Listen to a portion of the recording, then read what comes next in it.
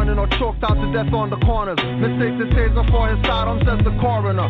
To the yellow journalists that won awards for writing facts, for worldwide web press stories, always calling them black.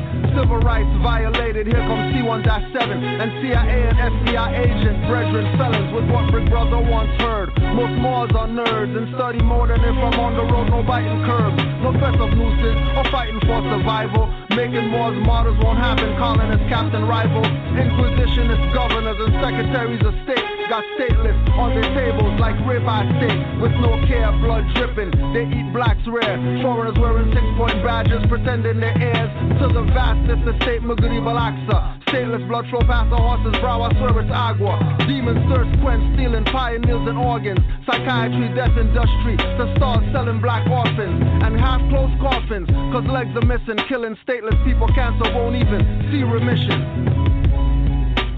More lives matter, cause it seems like black lives don't matter. More lives matter, cause it seems like black lives don't matter. More lives matter, cause it seems like black lives don't matter. More lives matter, cause it seems like black lives don't matter. System, what system? Not gonna make myself no victim. Run down and kick them up, educate oneself and flip them. All of their titles or nationality strips them. Must grip reality in order to really grip them in this third dimensional illusion. Organized chaos, confusion, stealing your attention, mental intrusion. Universal laws, declaration of the ancients. I self-law and master from the rooftops to the basements, hoop deep to the spaceship. Ever since all creation, celestial foundations, ocean floor to the ranges, to the mountain tip, to the cosmic infinite. Basically, we are way above the shit. In other words, get in tune with spirit. Take a breath and accept mental polarity, gender, rhythm, correspondence, vibration, cause and effect.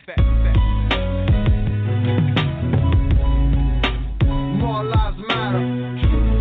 Like black lives don't matter. More lives matter, cause it seems like black lives don't matter. More lives matter, cause it seems like black lives don't matter. More lives matter, cause it seems like black lives don't matter. More lives matter, cause I think it no sound off. It gets affected when rejected, pull your mask off. Here's my perspective on the record to replay. All the news up on replay, so they want to cast off. Bury them, on to the next one. Enough of them are gunning down. Use them a cash cross. Can't believe I copy that. Can't believe I Taj Pass. Trayvon, Michael Brown, die for us to fan car. The afterlife, visited the class wrong. Who they really want to see with the crown on high and the guards on free? I am free and your business but your land or your country to seek your inalienable rights. The insatiable delight of knowing thyself and bringing all injustice to light. For the fight is your plight, make your sight for the bright. I'm the mic in the night, foresight for you to realize that, More lives matter, cause it seems like black lives don't matter. More lives matter, cause it seems like black lives don't matter. More lives matter, cause it seems like black lives don't matter. More lives matter, cause it seems like black lives don't matter.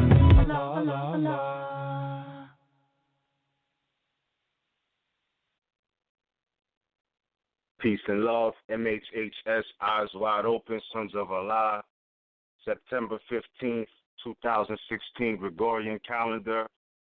I am Mizraim Aleph El, along with the Iron Sheik, Grand Sheik, my brethren, Kujo Awo El. Islam Noble, how are you? Islam, peace and love. What's good, Moor? Peace and love, man. We're here All again. is well, bro. Again. Third Thursday. Third Thursday. We here, man, and it's always a pleasure. It's always great to meet and discuss these topics. For the record, you know what I mean? For the record, and, trustfully, as usual, people can walk away with more information than they had or something they can relate to or whatever is our contribution to uplift fallen humanity. We try to stay in tune with the rhythm and the seasons and bring subjects accordingly. and it is what it is. So we right here like in a limbo time, September 15th allegedly. Now, mind you all, September means 7, so we already on the science of the 7, you know, for the month.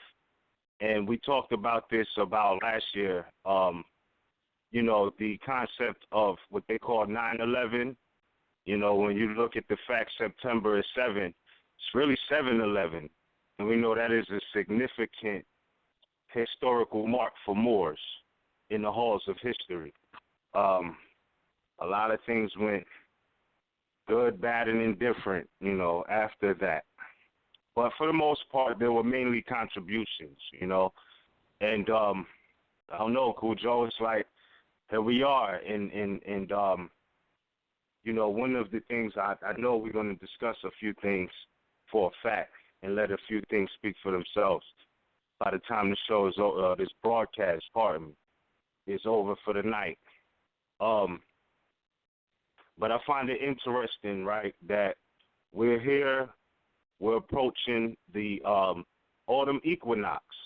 Today didn't really feel like a summer day. It was like 72.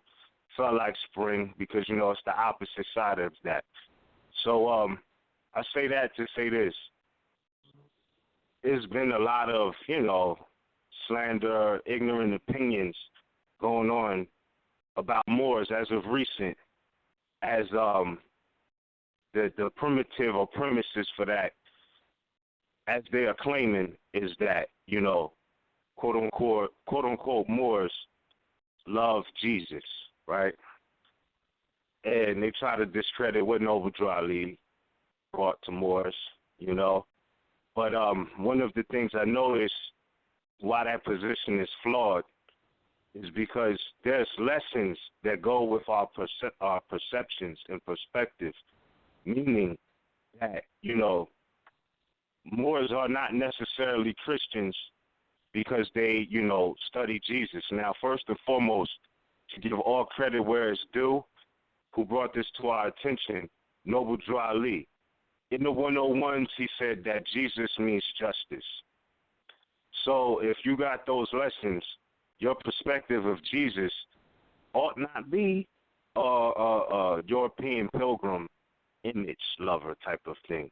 But to see if people knew about Moorish lessons, they would know that our perception is not just that, you know, of a personified man.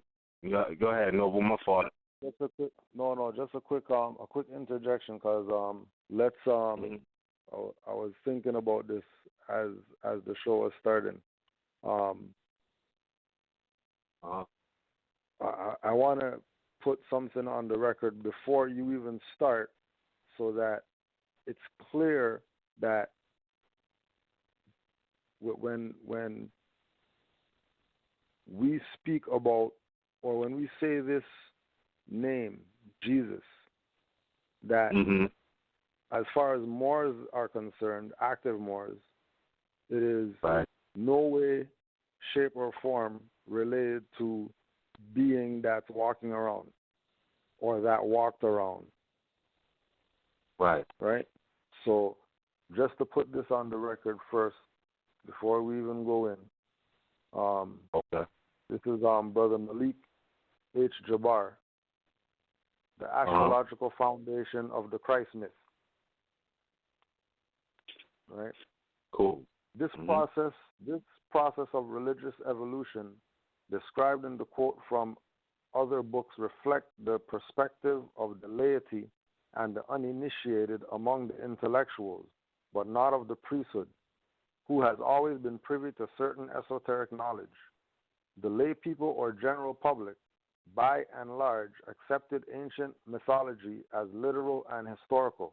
As I wrote earlier, the ancient sages, with superb cunning and perhaps a measured amount of guile, infused ancient religion with a rare quality of adaptability to the social proclivities and religious inclinations of its adherents. By this method of symbolism, the esoteric knowledge was preserved regardless of the political, military, and economic turns of a society. Mm-hmm. So, from the start, before we even go into any information, people's mentality, when you hear Moors, active Moors, Moors who treat this as nationality and birthrights, when you hear Moors say Jesus, don't even have a being in your mind. Leave beings out of it when you hear Jesus. Real talk. We're going to be here for 2 hours, maybe 3. Anytime you hear Jesus, do not ever let a being be infused into your thought stream as right. to what Jesus is. No beings. No fleshy figure. No, right? No right? fleshy figure. This is a principle. No flesh. Zero flesh. Right? And keep that in mind when you hear dirty Moors that are so dirty they call themselves black. When you hear dirty Moors talk about Moors speaking from Jesus as some rolling with Christianity or whatever like that, we already know about 325 AD and all that. We know about Nicene Council and all that. So don't try to play stupid with Moors like we don't know that there's no such thing as a figure that walked around called Jesus. Dummy knows that. My mom knows that. And she goes to church every Sunday, and she knows there was no guy walking around called Jesus. And she goes to church. Yeah. She's not waiting for no dude or whatever like that. She's paying whatever it is that she pays. She's going to whatever. She's the one that bandaged her knee so she can walk to whatever. Jesus never did that. She knows that. Don't try to play like Moors are stupid. Right? So we just wanted to put that out there from the jump so that people know, listening to this moving forward, when you hear Jesus, get out of your mind a being, some fleshly entity. Fact. Right? Absolute so I yield the floor. fact. You can continue on more. Indeed. And thank you for making that very clear, super clear. So we got it clear. We can refer to the 101s that Noble Drew Lee Taylor, so his lessons about what is called Jesus should be, for somebody who really studied the lessons that he left, you should already know when you see Jesus, it's justice. It's talking justice. Now, if you want to go back even further than that, we know it was no J in Ebri, so it's really Yahshua, but or Esau, etc. So we know that we're talking about a principle, not because all of those stories in the Bible, they're metaphysical lessons. They're, sublime thought dealing with astrology, cosmology, justice, etc. And, in a sense, when we talking about Yahshua or Jesus, justice not being an earthly, manifestation of men in the flesh, that also the title Son of God, we also look at it as that only because we know it's talking about the S-U-N. It's talking about the cosmological sun that shines light on everybody every day. Big acknowledgement to everybody locked down at the same time who don't get the sunlight and things like that. But what I'm saying from a universal perspective, this is what goes on. So the sun, justice, Jesus, we're right here at the equinox, the balance, the equilibrium, Libra, dealing with the scales of justice, scales of Jesus, etc. So this is all metaphysical. It's nothing about an earthly being. Just wanted to make that clear, and you made it very clear. So, that being the case, Moors nor Noble Drew Lee can be discredited on the perception of what is referred to in the 101s as so-called Jesus. I'm not saying that means you're a Christian. You just know how to read that story. That's it. You know what I mean? You know how to read that story. from another degree of sublime thought. As you were mentioning from the source that you read, there's a certain people who have the sublime thought, and then they feed the ignorance or they don't give the philosophy to the audience in attendance or the quote-unquote followers and things like that. So they might not get the science unless they induct them into one of their, backdoor secret societies or things like that. Or unless it was meant for them, just like a lot of us on this line or who may be listening to this in the future, the information might be seeking you out. You know what I mean? And you find it like that. So either way, truth is not going to be, buried on the back shelf forever when it comes to this information. That's not going to happen. And when it comes to, since we're talking about so-called Jesus and the so-called priesthood that gives, the lessons on these things, but don't give the philosophy, don't give the sublime thought about it to the people. They did a lot of damage because they wanted to be Christians, not because they loved Jesus or loved Yahshua. Because you have to remember, Christianity from its inception was a political party. You know what I mean? They have treaties under that. So there's a lot of things that come under that umbrella, and getting Moors to do their work is nothing new. So when you see people going on full-blown campaigns, trying to, discredit Moors and things of that nature, you already know what agenda is in operation.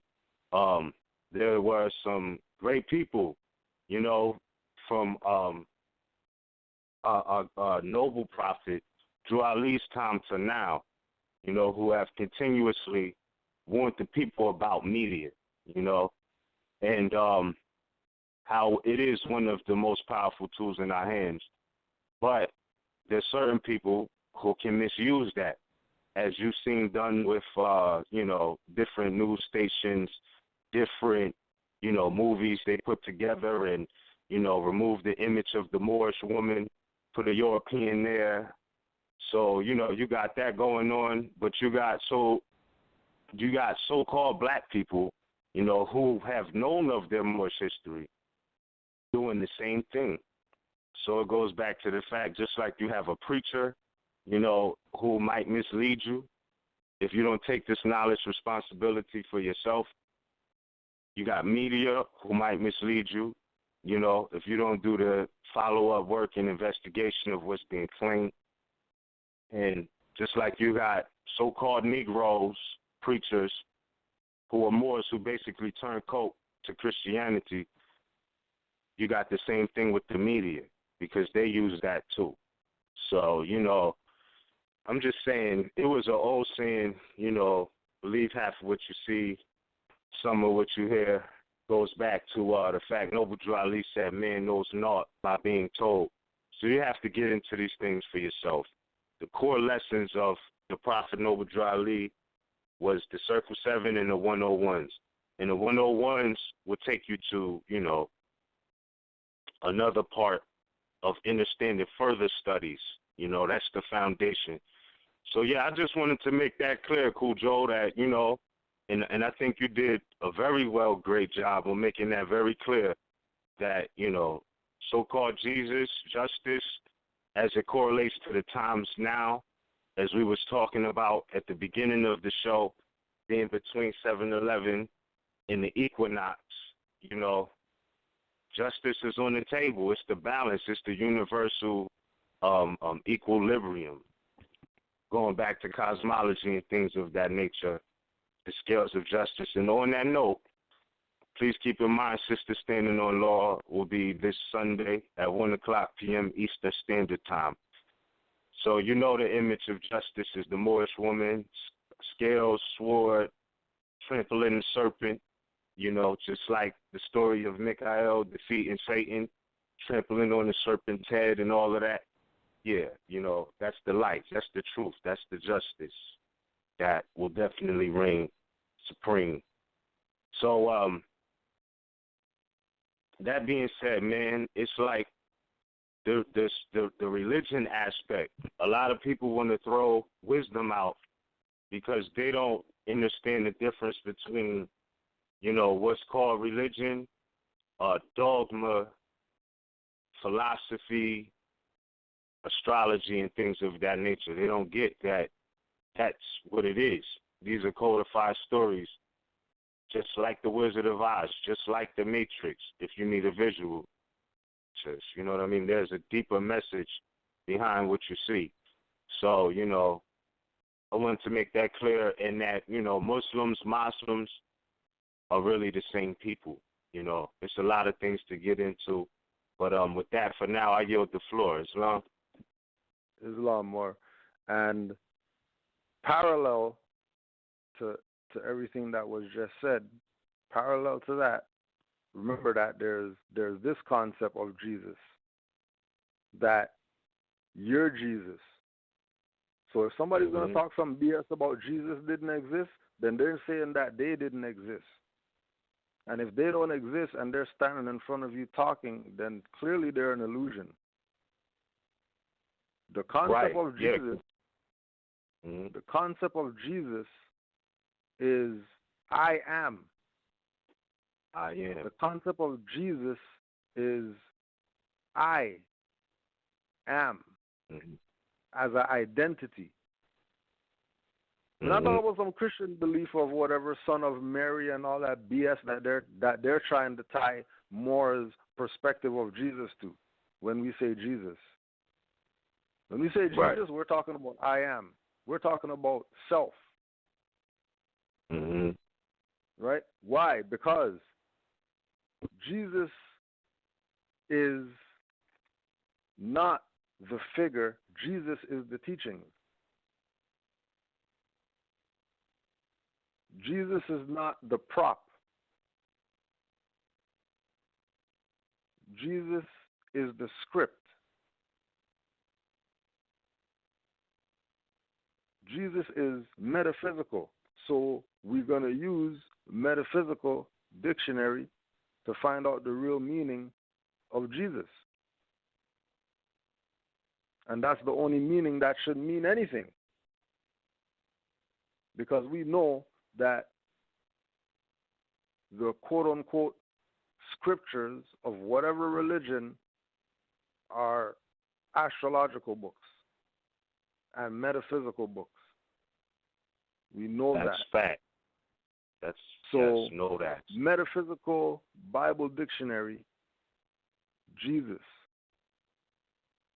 represents God's idea of man in expression.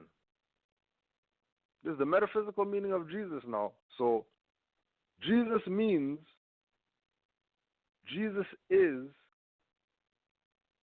Allah's idea. Allah's idea of man expressive form. So Jesus is a man himself. So when you hear stupid people try to convince you that there's no Jesus, when you're standing in front of them, know that you're watching an illusion. How real do you look at that illusion? Would depend on your perception of what an illusion is and what's real. We'll continue on. Christ is that idea in the absolute. Jesus Christ was the type man, which includes all mental phases through which man passes in demonstrating life's problems. So you got some baby mama drama or whatever. The mental phase that you adopt in order to deal with that is Jesus. Big justice. You got court tomorrow? You're trying to back down the judge or whatever? The mental phase that you go into that courtroom is going to determine whether justice is going to be served, which is Jesus. You made a trip to Egypt, and you went to the temple of Hathor that they just dug up and all that, and then they told you that, they worship Ma'at in that temple. Well, Ma'at is scales, and scales is justice, which is Jesus. So how are you going to say you're a chematologist, but you don't love Jesus? How are you going to say, they're going to say Yahshua. Okay, well, Yahshua, they stole Yahshua's life and put that on this fictional character that these people are saying are fake, and Moors are religious because we follow some Christian whatever. When this has nothing to do with Christianity, this has to do with metaphysics, this has to do with Gnosticism, which comes from Kemet. Mm-hmm. Astrology, which comes from Kemet, Temple of Dendera and all that stuff. They got astrological stuff painted on the ceiling that's still there today. So nobody could be confused that astrology was part of the teachings. But, being that people have black mindsets and stuff like that, they think that everything is the devil. They think everything is out to hurt them because they're a slave and they're owed such a great debt because of all the stuff that people did to them, and then they start groveling and sniffling and stuff like that. When, how about you just look at it metaphysical and stop being a crybaby, crying about everything like a punk? How about you face reality? How about you stop dealing in illusion and deal with the reality that all these things that people debating about, is stuff real, is stuff not real, is because they're not looking at things metaphysical. That's what it is. And that's all they have to do. Is just look at it metaphysical. Why would now they trust in ancestors, but they don't believe in God? Yeah. They're going to ashe for ancestors, but they don't want to recognize that Allah is an ancestor. Source of all creation. You're not going to recognize that every son that died is an ancestor too? Mm-hmm. Everything that's around today wasn't around in ancient times. Hold on. Not to get off topic. Yeah. No, good, bro. Not to get off topic. Please keep your thought. But all the sisters that passed are ancestors too. And big acknowledgement, RIP to who we know as Corinne Gaines on that note, Islam.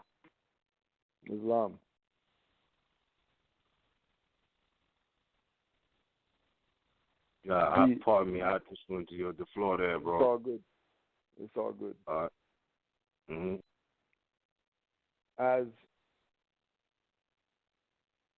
the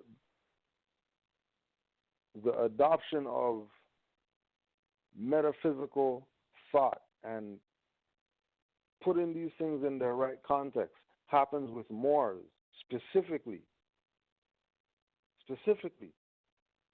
Once Moors start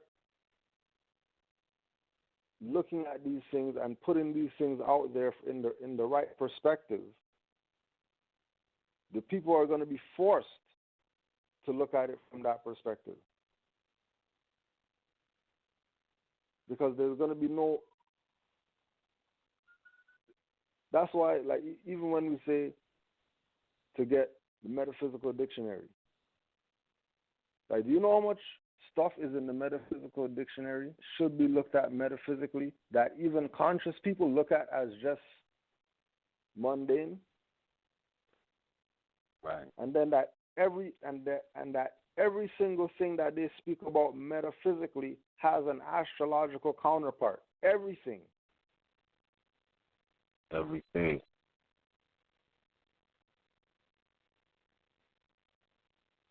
So there's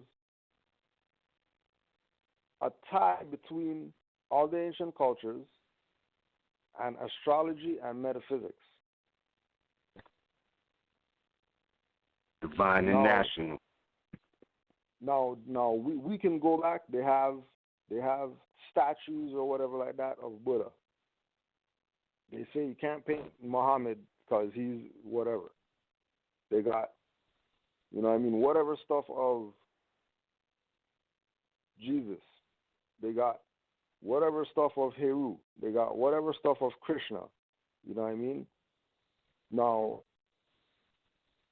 Allah sent a prophet, again, which is the ancestors. So the ancestors sent an individual amongst us to teach us these metaphysical things so we can get our act together. Everybody is going to say that one of those individuals that are classified as prophet is not real. There's a prophet that we have pictures of to know that he was real. Not drawing, pictures. And there's people who were around after he passed that were in the pictures for us to know that, okay, this is real. Right? True. True indeed. Now, they're even saying that the individual who's in the picture isn't real. They're saying the individual who is in the picture, his teachings were outdated or whatever like that, but they're going to tell me about follow some ma'at, 42 laws or whatever. How come that's not outdated? Right. And hold on. And this goes back to a Moorish lesson, fundamental, is that truth does not change or pass away. So keep it going, bro, because this is infinite. Right? It does not change or pass away. As long as the Moors stay on their teachings that was brought to them by an individual, right? Just like we know Noble Drew Ali was real. We know that people interacted with him. We know that he's real, right? And he's classified as a prophet. Even people who don't have nothing to do with the Moorish movement call him Prophet Noble Drew Ali, because that's how it's been relayed throughout time. You go encyclopedias, whatever, they'll tell you Prophet Noble Drew Ali. So why say prophet and then explain that, well, he got prophet because he's gypsy and whatever like that, prophet of some gypsy stuff. Why put prophet there in the beginning? Why not just leave prophet off? Because he was real. Mm-hmm. And after all of the illusions that we're supposed to look at metaphysically, those things were supposed to train us to receive the teachings, which are the same teachings that the previous prophets brought. Facts. And all the scriptures, whatever language, talks about prophets coming amongst their own, speaking their language, and giving them keys for them to raise themselves to deific life. Because you're looking at me saying that I'm somebody and I'm nothing compared to what you're going to be if you take this information and do something with it. Right. So keep in mind that the naysayers, the punks, are always going to talk about, or they're going to refuse to talk about what the teachings are, and they're going to talk about who the figure is. As soon as they start talking about illusions in physical form and not talk about the teachings which were behind the illusion, those people are playing you. And they're no different than the so-called priests who have the knowledge and they refuse to tell. Because don't get it twisted either that for all the talking BS about Moors, that when you see certain people go at Moors and then they make slick comments like, you know, whatever, the Moors, but their attack is at an individual. Don't get sidetracked into jumping on the train of their attacking you. Because if you notice that there's just like Brother Miz was saying, as of late, there's been a campaign against active Moors. Now, while there's this campaign against active Moors, right? Right. The religiousized passive Moors are the ones putting up a defense. Yeah. It's not active Moors that are defending, because we already know how we do. We use somebody as a beating stick for other people to see. Don't get beat with this stick. We're not debating anything, right? We're not trying to prove our side or anything like that. We already know what's up. But recognize that the Moors that are quote unquote defending are Moors who maybe two of them, of all the Moors that have defended whatever like that, you've seen in the circuit of conscious whatever in the past year. 90% of these people that you're seeing coming out with feathers on, with ankhs on them and stuff like that, you never seen them before. You don't even know who these people are. They don't even put their name on the record. But they got some critique about Moors and what Moors teach and what really is and what Noble Drew Ali said and whatever like that. Don't be fooled. Don't be fooled by newbies. If you go into a strip club and it's 12-year-old girls stripping, that's probably a sting operation. Crazy. That's probably the other side. Yeah. Right. Don't get caught up. Because like we're saying, everything is metaphysical that Noble Drew Ali presented. He himself told Moors, everything I say is spirit. So you better heed what I'm saying. You guys play games all you want to, with whoever you want to. But know that my stuff is metaphysical. Really?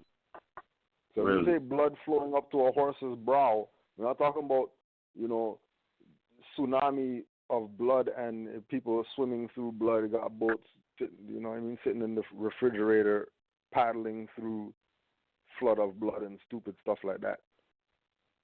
Right. We're going to pass $20 notes in the street means only the 20. Really, When we see 7 bridges cross the sky, we won't be talking about, that's not every major city that has those highways that go over highways.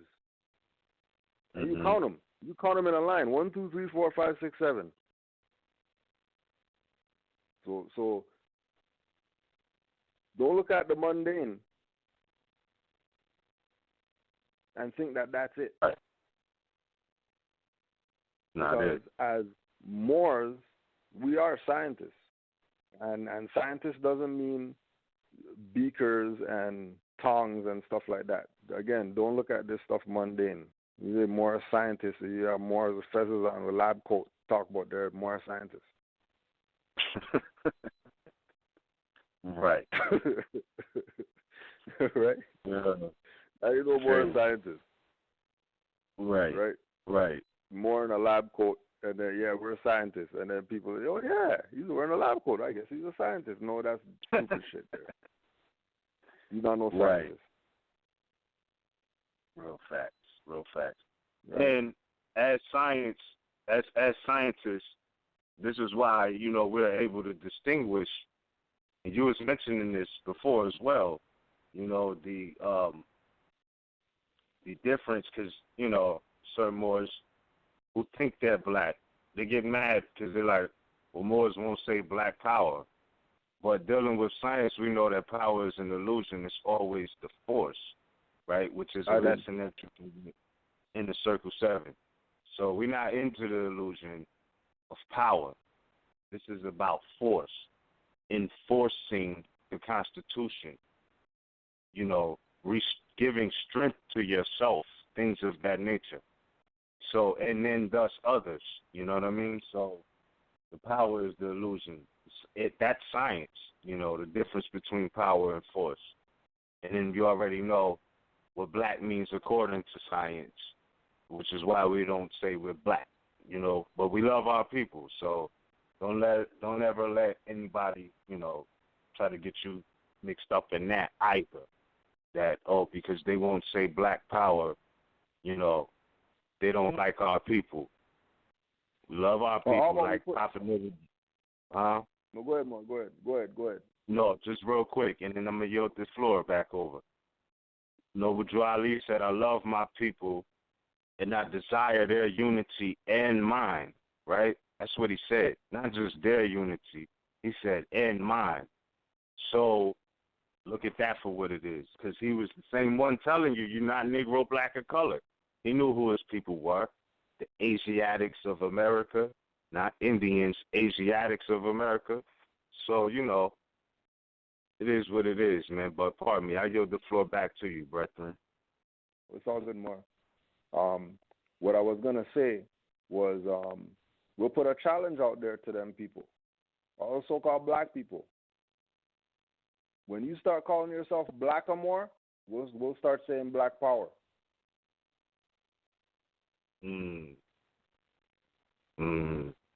Right. That's getting closer to home. We'll put that out there. Spread that word.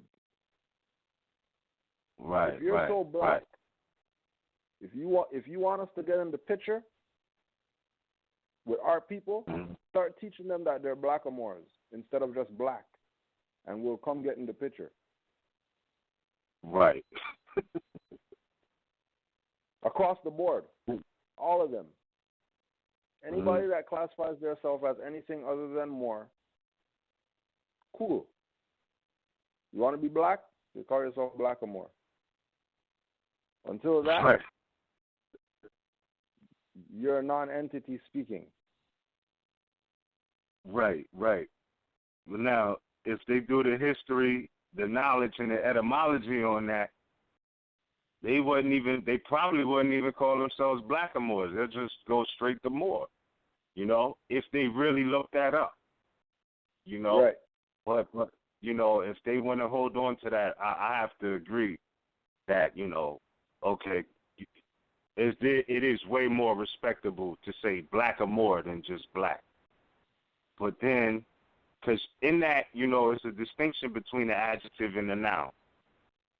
So, I mean, Clear. at the same time, that is a good start. I would say that's a good start.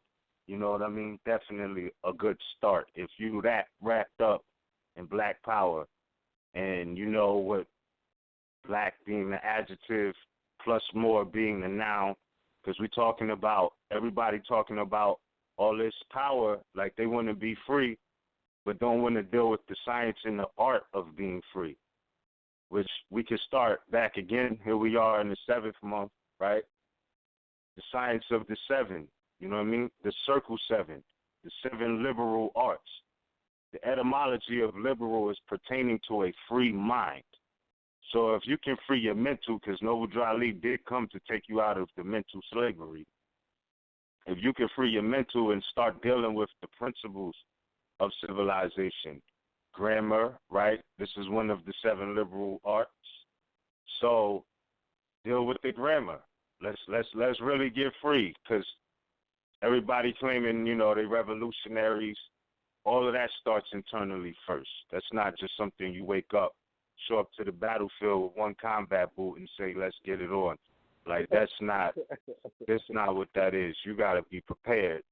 So if you really want to do that, you know, there's attacks on multiple fronts. So you need to be equipped with knowledge to protect yourself. You know what I mean? Not and teach the lineal descendants coming behind, those around you, you know, those who you have love for, etc.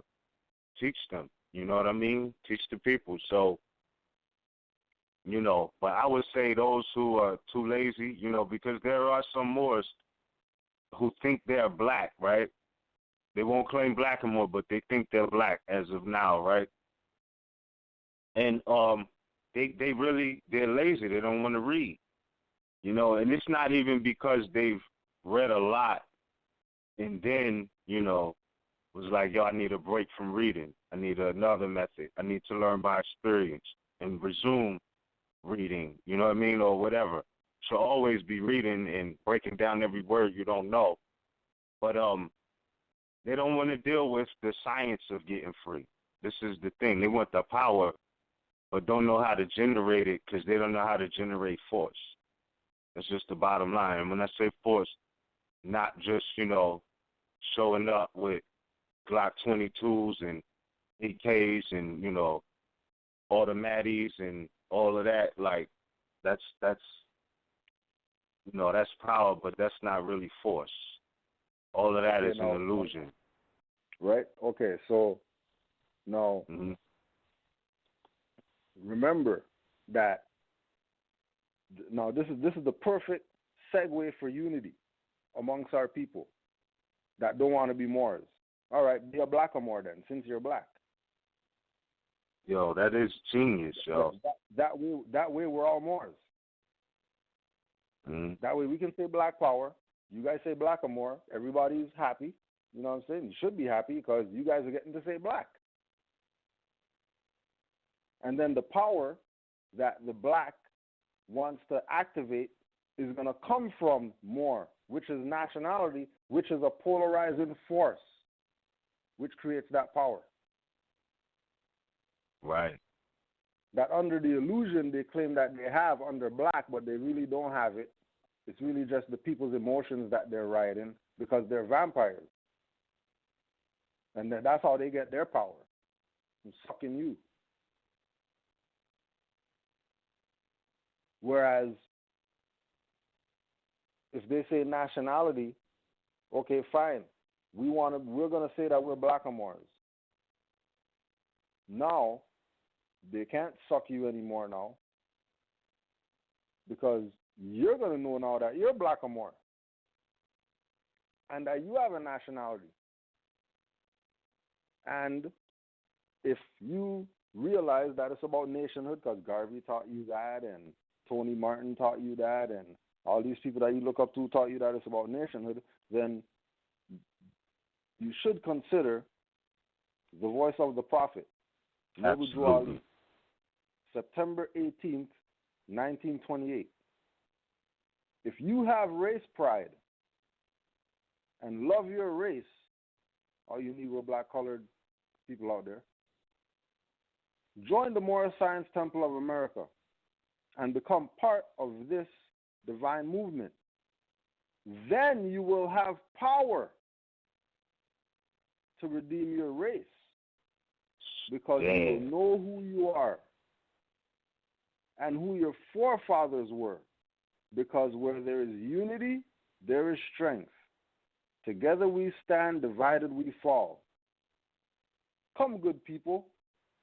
Because we know, even though you call yourself Negro, black, color, we know that, you know what I mean, you want to do some good for your people.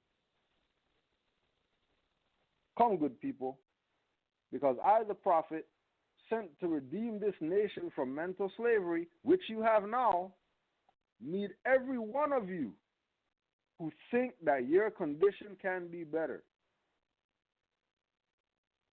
This is a field, meaning you're part of this divine movement.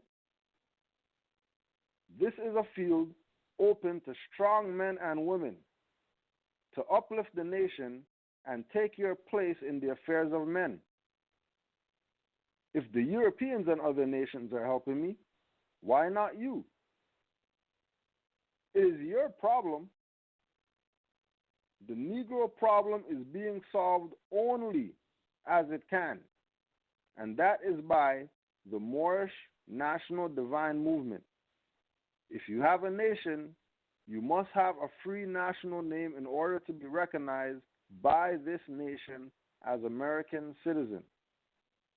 This is what was meant when it said, "Seek ye first the kingdom of heaven, and all these things will be added unto you." And then that plays in part to look at everything metaphysical as well. So now that you tie yourself to the nation by calling yourself Blackamoor, you join the Moorish Science Temple of America, become part of this divine movement, because, you know, if the Europeans helping, what the hell are you doing? Like, if the Europeans assisting the prophet, right, and then you know, the wannabe blacks without a Moor attached to it, they're gonna say that, you know, Noble Drew Ali was, you know, a integrationalist and all that stuff there. Now, how is he supposed to be supported, or who is he supposed to be supported by if everybody around him thinks they're Negro, black, colored people? That's why Noble Drew Ali said things that they don't bring up. That's why Noble Drew Ali said, if you don't give me my money, I'm going to get it anyways.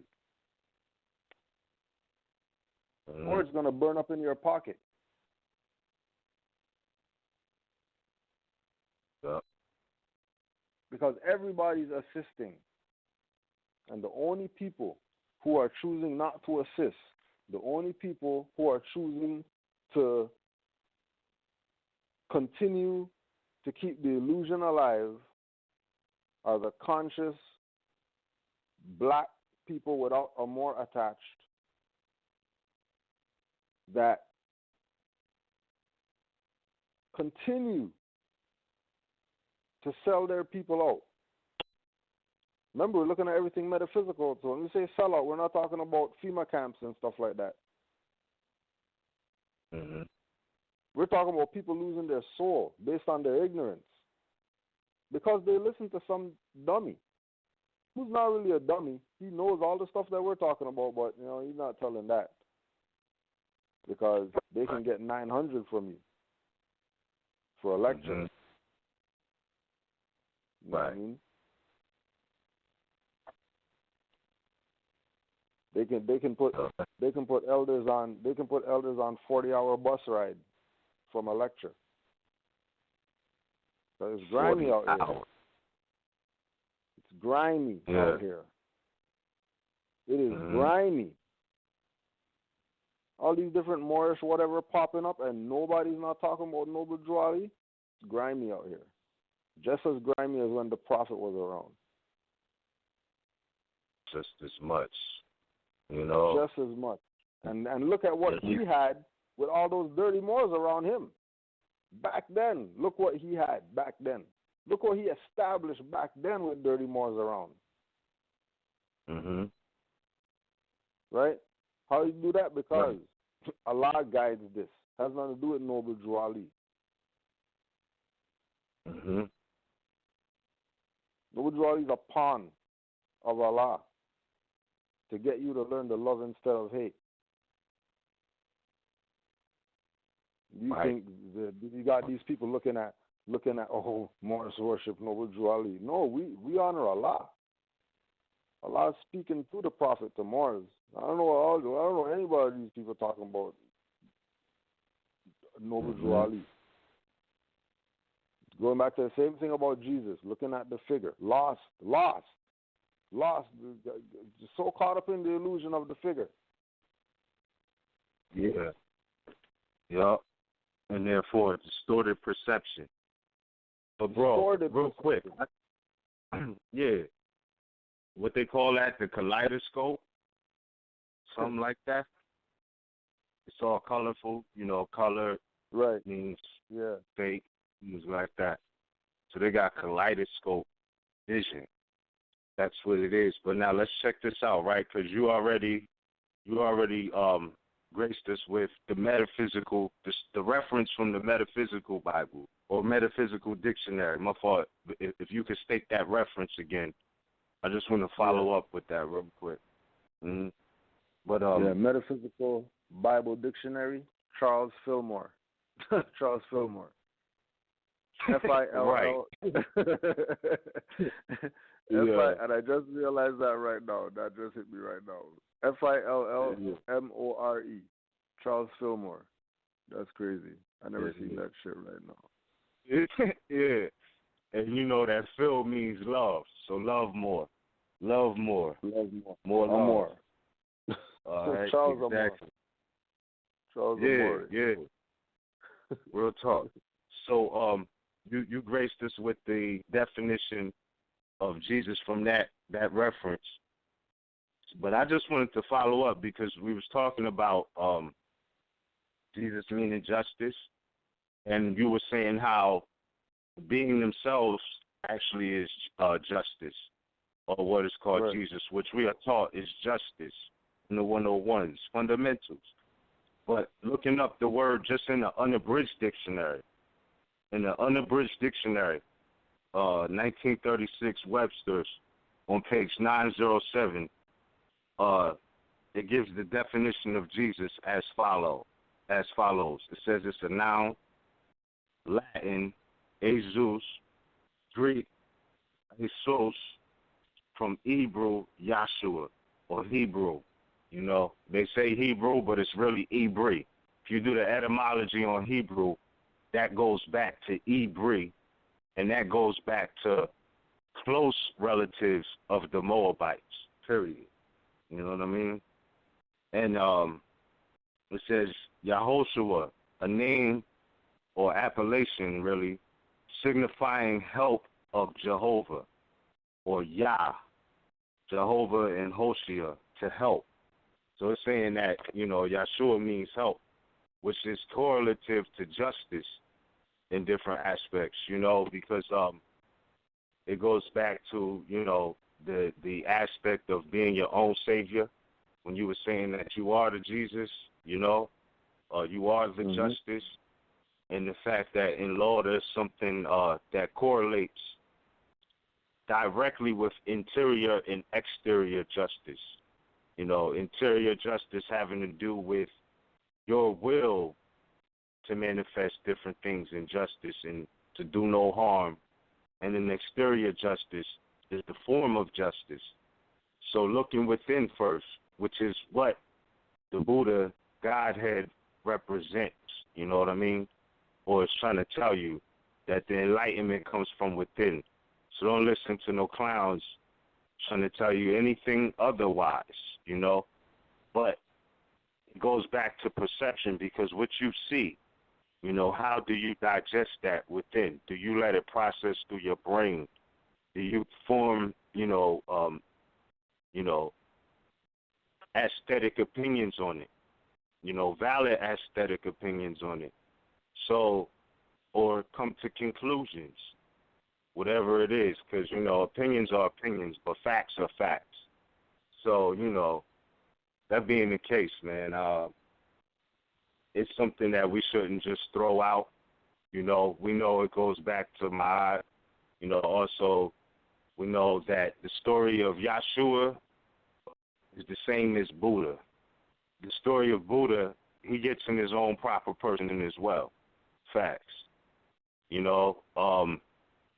As far as these being, correlative to different stations of the sun, it is divine and national correlating with, what Moors are about primitively, why it's important to declare your nationality and things of that nature. All of these lessons correlate, I don't think there's been any prophet who didn't get in their own proper self first, by appellation and by principle, though, So, we got Noble Drew Ali as an example. We got Buddha as an example.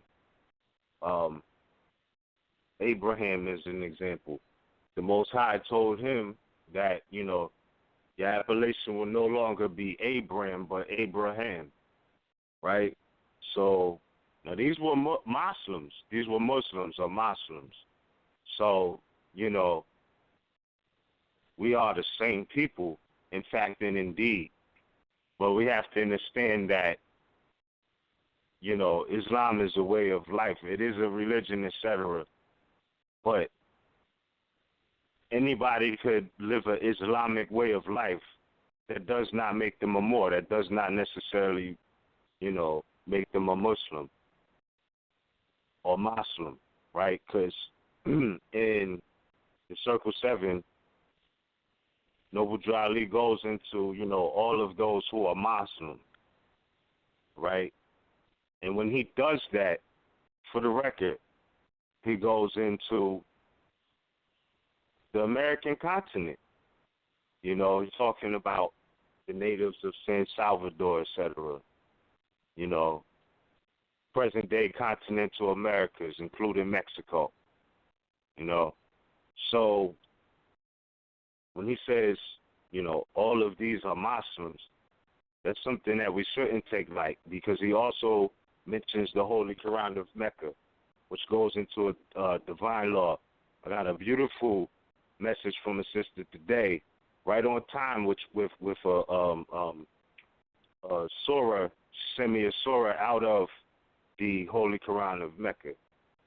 And I was like, damn, that was right on time, because, I was rocking with some things for the day. I'll get into that at a later date. But, it just reminded me that, look, man, all of this is our culture. Muslim, Jew, all of those sciences they really got from us. Anybody trying to turn you away from your history, your illustrious history, your heritage, the astrology concepts that our ancestors left through different scriptures, holy scriptures, different things like that, man.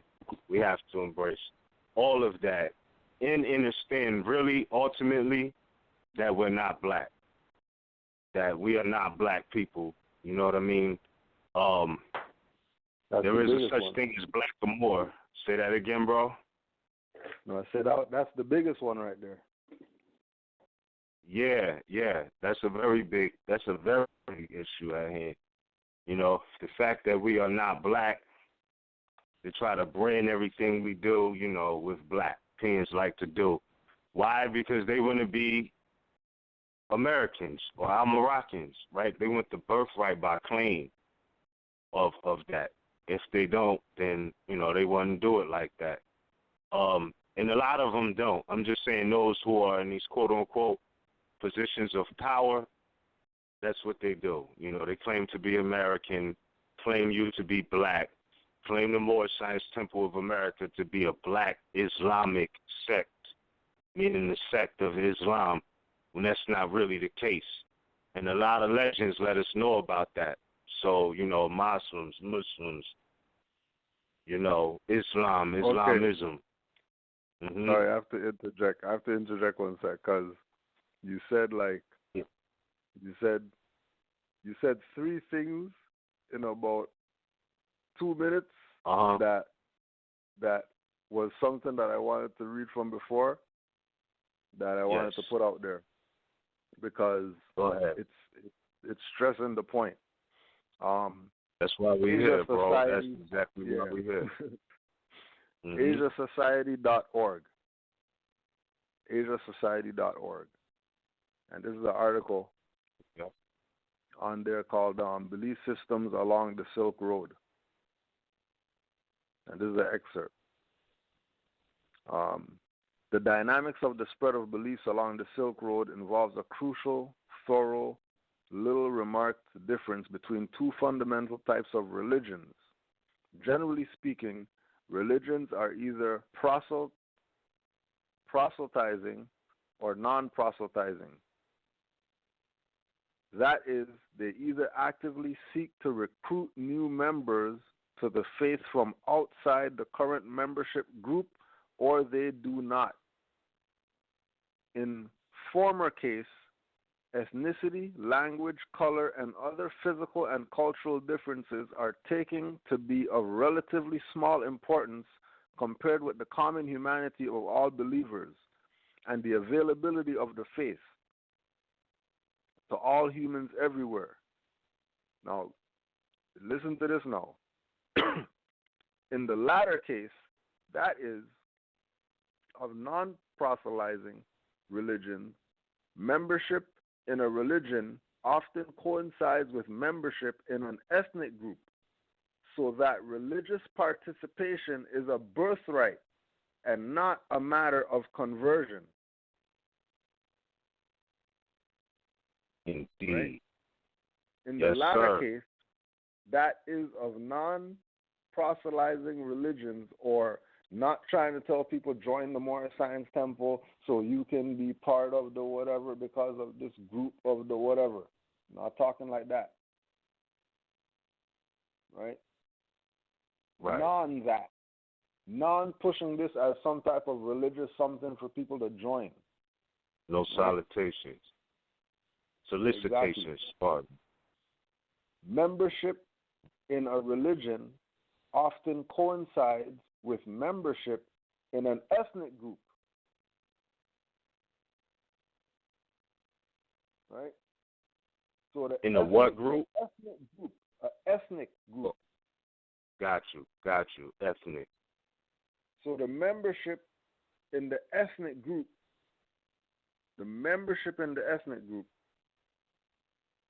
is not because you have some paper filed in a building. The membership to the ethnic group is by consanguinity, by blood, by being an heir.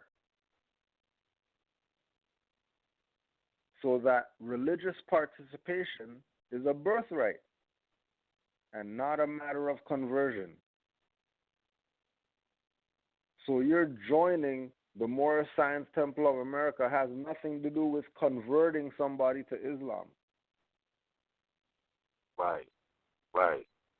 Because we're talking about birthrights, which is different. Mm-hmm. Even though we're talking about religion, even though we're talking about fez as our religious headwear and turban as our religious headwear, we're not talking about religion. Even though we say Allah and Quran and Muhammad and Buddha and Jesus, we're not talking about religion. This is not religion. Right. This is about birthrights. And you can go to the AsiaSociety.org and go debate them about if us being Moors and having a religion called Islamism is religious, where we want people to be members of something, or is this birthright? It's birthright, bro. Right. And it goes back to the fact that that's a right unalienable. That's an unalienable right, inherent, you know what I mean, in the nature of yourself. Because remember, First Amendment covers that. You can't legislate on that. So, keeping in mind that the true religion is the study of the stars And it's also been said, whatever you say it is your religion, But in fact, anciently, from an ancient concept, that is the door to keep certain freedoms going, to keep certain autonomy going, meaning, they say you can't plant certain things, right? Because, mind you, true religion is astrology, cosmology. They say you can't plant certain things. But if your religion is, relative to worshiping the universe, there's nobody who can interfere with the relationship between a divine being, natural being, and the creator of the heavens and the earth, of the universe. So, that's another protection, really, as a birthright, though, because all of these divine scriptures were what? To help uplift fallen humanity. But they were also sublime thoughts, whereas you get the degrees to interpret them, whereas you can walk away with that understanding. So, when we talk about being descendants, and our holy day being Friday, because that was the day that man formed in flesh and departed out of flesh and ascended, as it says in the 101s, the day that he was departed from the flesh, manifested in the flesh and departed from the flesh, etc. Friday being the sixth day, you can see the correlation with the divine cosmological in the 6 days of creation, because they also speak about that in the Holy Quran of Mecca. So that's a parallel between the Bible and the Holy Quran.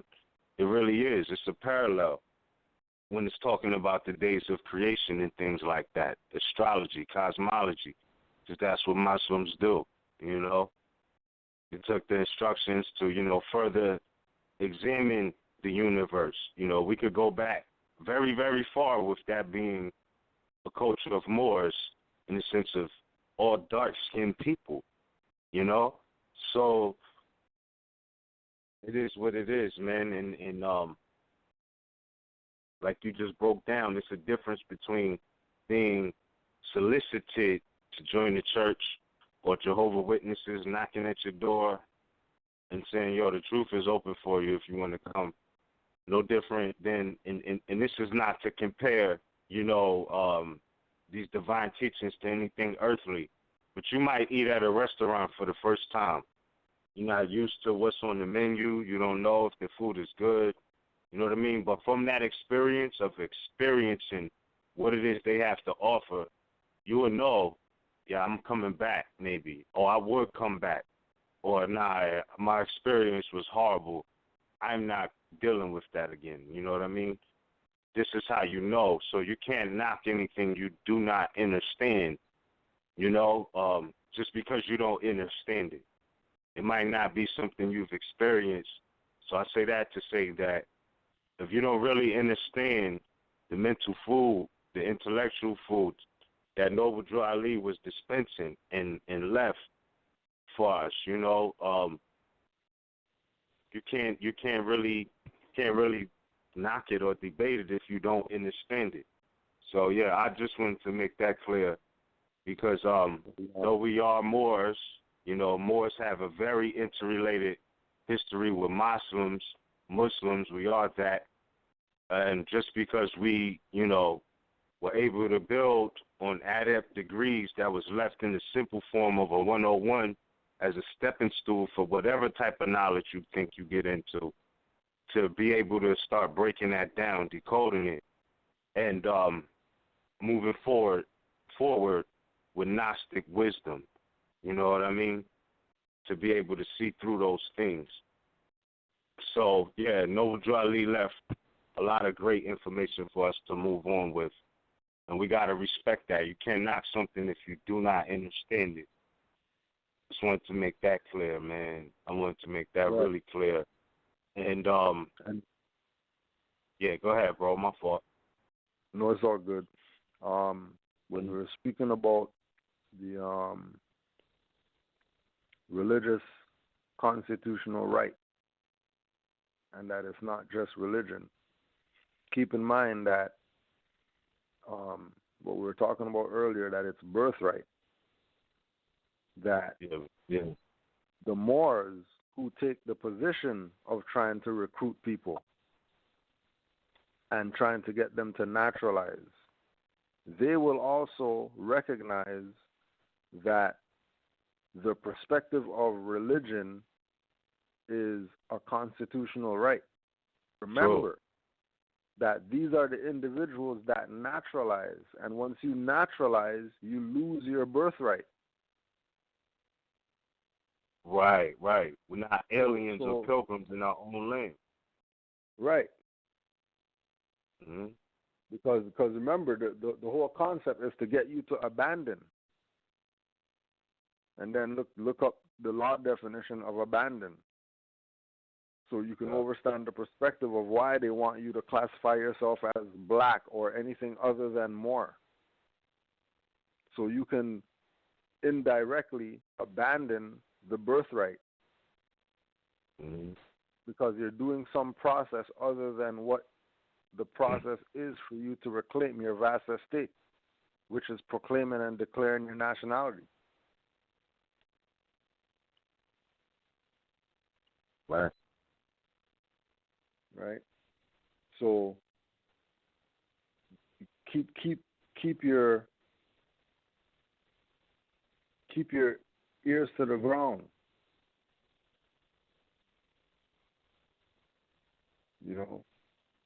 Because people are going to use true information and present it with their dirty information to try to get you to be down with that. Under the same guise of being a member or whatever, because Noble Joe Ali said, if you have race pride, become a member and all that. Right. And try to make you think that the perspective that's the perspective, not the birthright perspective. Yeah. When really your membership is that you're part of a nation. That's really what it is. That's why you're joining the Moorish Science Temple, which is part of the Moorish Divine International Movement of the world. Of the world. Global. Universal. Moorish Divine International Movement of the world is the real official name. Not just Moorish Divine International Movement only. Real facts. Right? Yeah. So it's a lot deeper than its appearance. Especially from people who are looking, into the stream and they're trying to pose off pebbles and stuff like that as rubies. Don't be fooled. Playing you. You could stick your hand in and pull it up to see that that's not no jewels and all that. You don't even have to take their word for it. You could actually reach down in the stuff and say, hold on a second. This is not a jewel. This is a rock, and bust his head with it. Indeed. It's selling you out. Trying to sell you some game. Right, and that's what's going on. No sincere intentions. It's not the intentions aren't sincere. Yeah. Straight up. You know what I mean? Like playing sincere people who really want to learn, getting played. Right. On some, you know what I mean? Like, ignorance is no excuse, but, to know that somebody's that ignorant and still play them, right. That's some real low down dirty. Yeah, that's that grimy. That's that grimy. Gotta at least point them to the source, man. To the source. If nothing else. So, that's very true. So religion is definitely, a birthright. And the way they're moving about it is naturalized, and be accepted under a foreign government, which goes back to Cujo. That's why it goes back to the fact that law and history go together. You know, if you can understand your history and your heritage, then you can make the easy correlation and connection with the law, right, as a natural birthright in conjunction with the First Amendment of the Constitution, right, exercising religious freedom. Because we're talking about heritage and history and law, right? Moor's heritage, history, law, etc. Because you can see that your heritage is preserved, you know, through natural law, first and foremost, but then, you know, solidified, you know, in concrete and stone via the First Amendment of the Constitution, via the Ninth Amendment of the American Constitution. So, you know, all of these things go together, law, history, etc. And it all goes back again to where we started at, with so-called Jesus meaning justice. Now, I just wanted to say, right, you broke down the metaphysical definition of Jesus, and then went into how Jesus means help, right, based off of this standard unabridged dictionary. That's what it's saying, that Jesus means help. And I was thinking, you know, of the word helping hand, and it being as though you got interior justice and exterior justice. Is that where, you know, justice is served, or when we see the emblem of the handshake? Because you got those who are trying to claim that, you know, that's like one of the most ancient contracts is a handshake. So, like, when you see help, you know what I mean, or a helping hand, or a grip, or an agreement, or, you know, because remember, in the Circle 7, it talks about justice and the peace of society depending on justice, right? So even though you got internal, external justice, you also got the peace of society that depends on that. So when we look at the handshake, you know, and we think about Jesus as you broke it down, but then also as it meaning help, you know, from this perspective, do you think that that's an ancient concept of why, you know, you see the unity grip used in law, justice, and things of that nature? Just a perspective on it. What you think, bro? Okay, well, check this. And just to back up what you're saying, Metaphysical Bible Dictionary. Jesus is the way shore. Jesus is the way shore. Right? That what's that? A helping hand. Indeed. Right?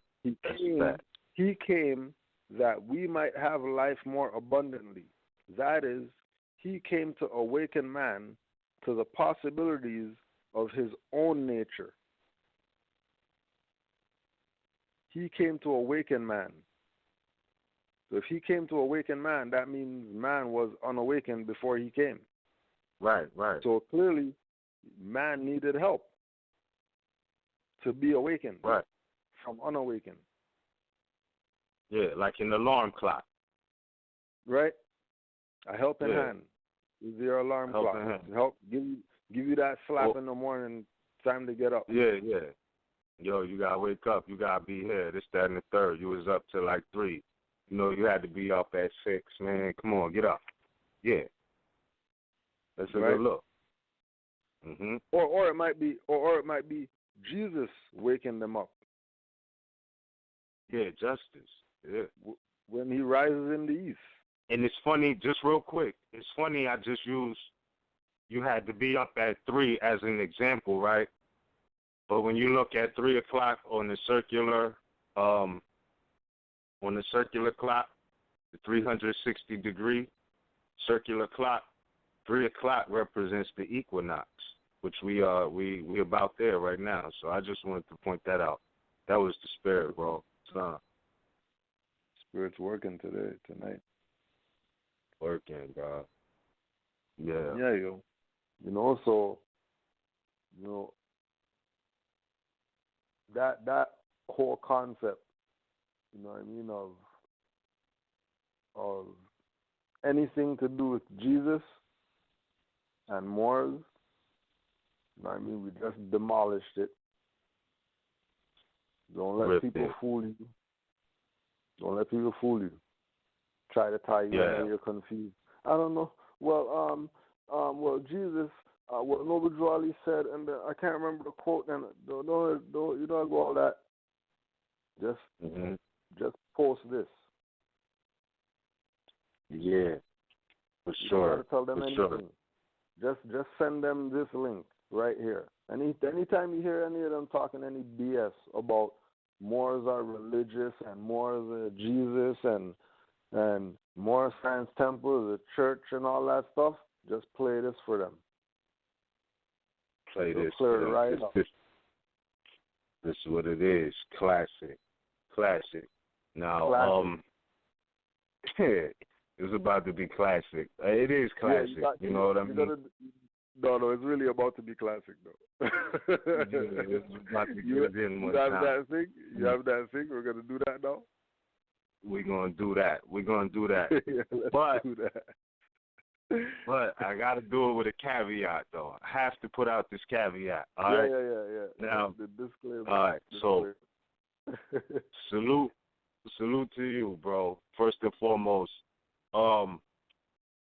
we did an El Hajj Malik broadcast on his born day back in May of this year. You know, we did that. Now, the thing is this, right? This is not just the only reason, because you talk about people who had intentions to, intentionally bash people, and then you had people who had sincere intentions for our people, but just didn't know. They didn't know, but later found out. So I want to just say this, right? El Hajj Malik El Shabazz, I know a lot of our ancestors, a lot of even some people's parents today on the line right now, at one point thought they were black. Intentions may have been sincere. So, we have to continuously show them love for that, because their intentions were sincere, just like many other noble Moors today who always knew something was wrong, but couldn't quite put their finger on it. And then later found out, like, oh, okay, this was what it was. I'm talking about the scientists who did the basic knowledge on black, what black means, what Moor means, what black and Moor means, the definition proving to you that you are Moor. That is the right word, So, this is one reason why I do have much respect for El Hajj Malik El Shabazz, because before he found out the truth, before he left, he found out the truth. They made his Hajj and things of that nature. So, I'm not the one to speak on his entire legacy. I know that, the people alive in those particular days may have felt the impact more than, anybody can fathom now. Or maybe not, because we have the internet. There's a lot of information out. But, I just want to say that, this man's intention was sincere. As he was growing in life, he was also learning more and more. So you could put a gap between maybe 4 years of his speeches, and you can see the difference of the things he was learning, the jurisdiction he started picking up as he was going along, and things of that nature. So I want to say that to say this, man. I heard this, and I was like, cool, Joe, we gotta play this. You know what I mean? We have to do this. But like I said, the caveat is this: you might hear him refer to the European as white. I want to let you know that before he passed, right? Because we can't look at his legacy from one perspective. It was a story of continuous growth, if you will. So before he passed, he did find out that white did not mean the European. But there's a message in this that is much more different, much more worthy of acknowledgement than the fact that he thought they were white, because here he's showing you that he kind of found out we wasn't necessarily black. Now, I edited it, to emphasize some points as a historical reference point. Some people may have before. Some people, may not have heard this before. But, I just want to put out that caveat that we at MHHS, Eyes Wide Open Blog Talk Radio, so-called 2016, we have full comprehension that we're not white. And if you hear him refer to them as that, please understand we're not intentionally trying to promote the fact that the European or the pilgrim is white. I think we can pick back up on that conversation, or we could just get it started now, just to clarify the fact that, we know the European is not white. We know that white means purity.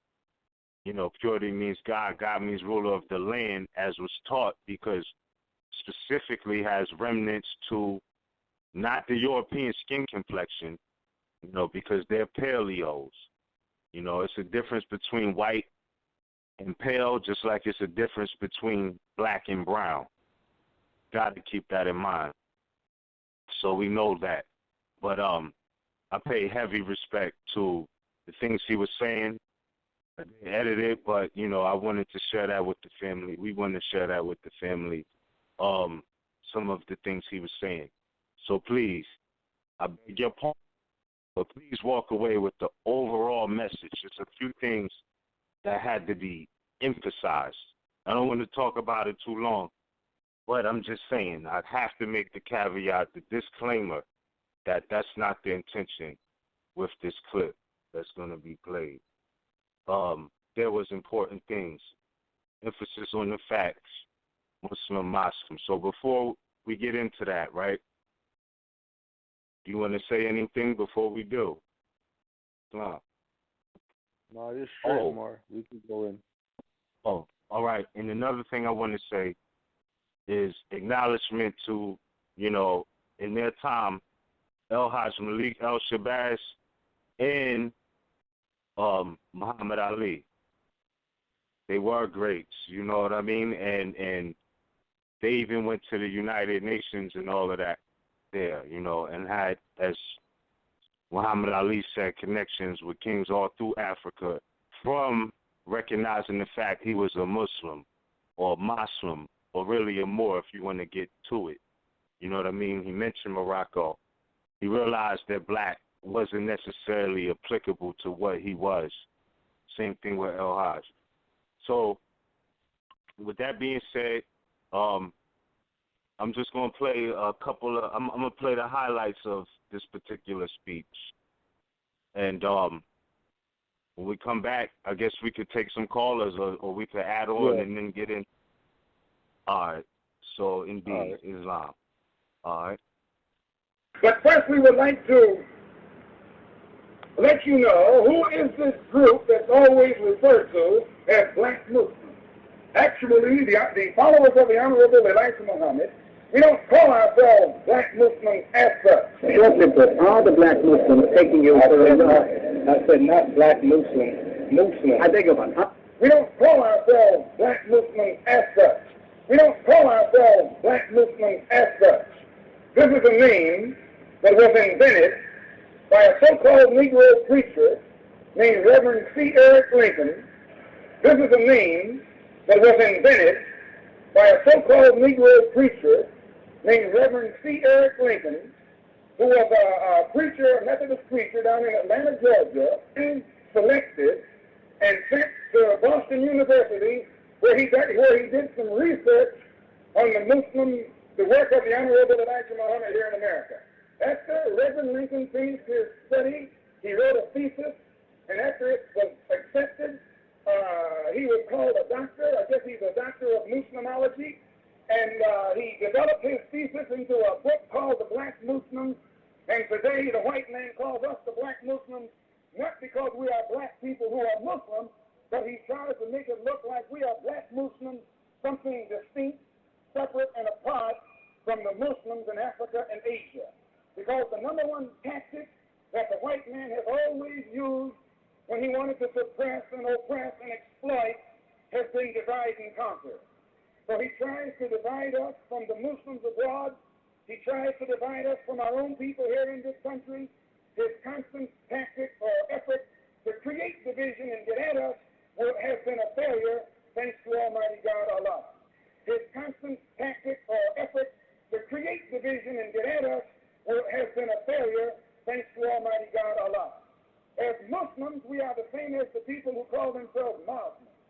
As Muslims, we are the same as the people who call themselves Muslims. As Muslims, we are the same as the people who call themselves Muslims. As Muslims, we are the same as the people who call themselves Muslims. As Muslims, we are the same as the people who call themselves Muslims. We are Muslims because our religion is the religion of Islam. And there are 725 million people in the dark world, primarily in Africa and Asia, whose religion is the religion of Islam. 725 million people in the dark world who 5 times a day turn towards Mecca and bear witness that there is no God but Allah, and Muhammad is the apostle of Allah. In the language of our forefathers, as the Honorable Elijah Muhammad has taught us, they say, Ashhadu la ilaha illallah wa ashhadu anna Muhammadan Rasulullah. Before you and I were brought, now hold it again. La ilaha illallah.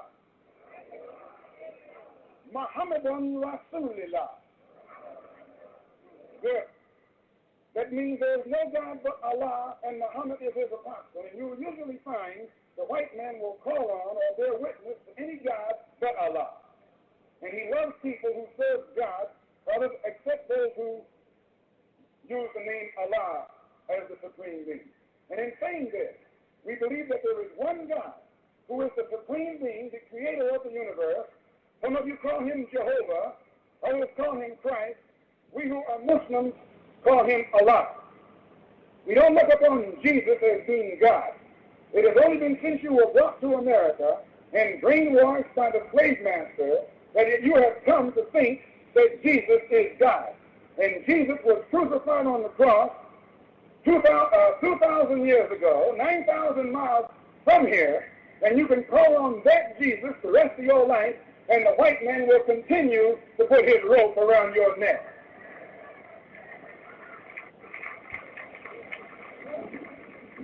But in the Bible, please, in the Bible, there is one God.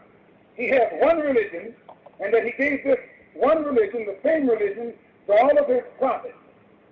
Which means Abraham was a Muslim, Lot was a Muslim, Noah was a Muslim, Moses was a Muslim, Daniel was a Muslim, Jesus was a Muslim. All were Muslims. All practiced the religion of Islam. You cannot name one prophet, please. You cannot name one prophet in the Bible that came from Europe. No prophet came from Europe.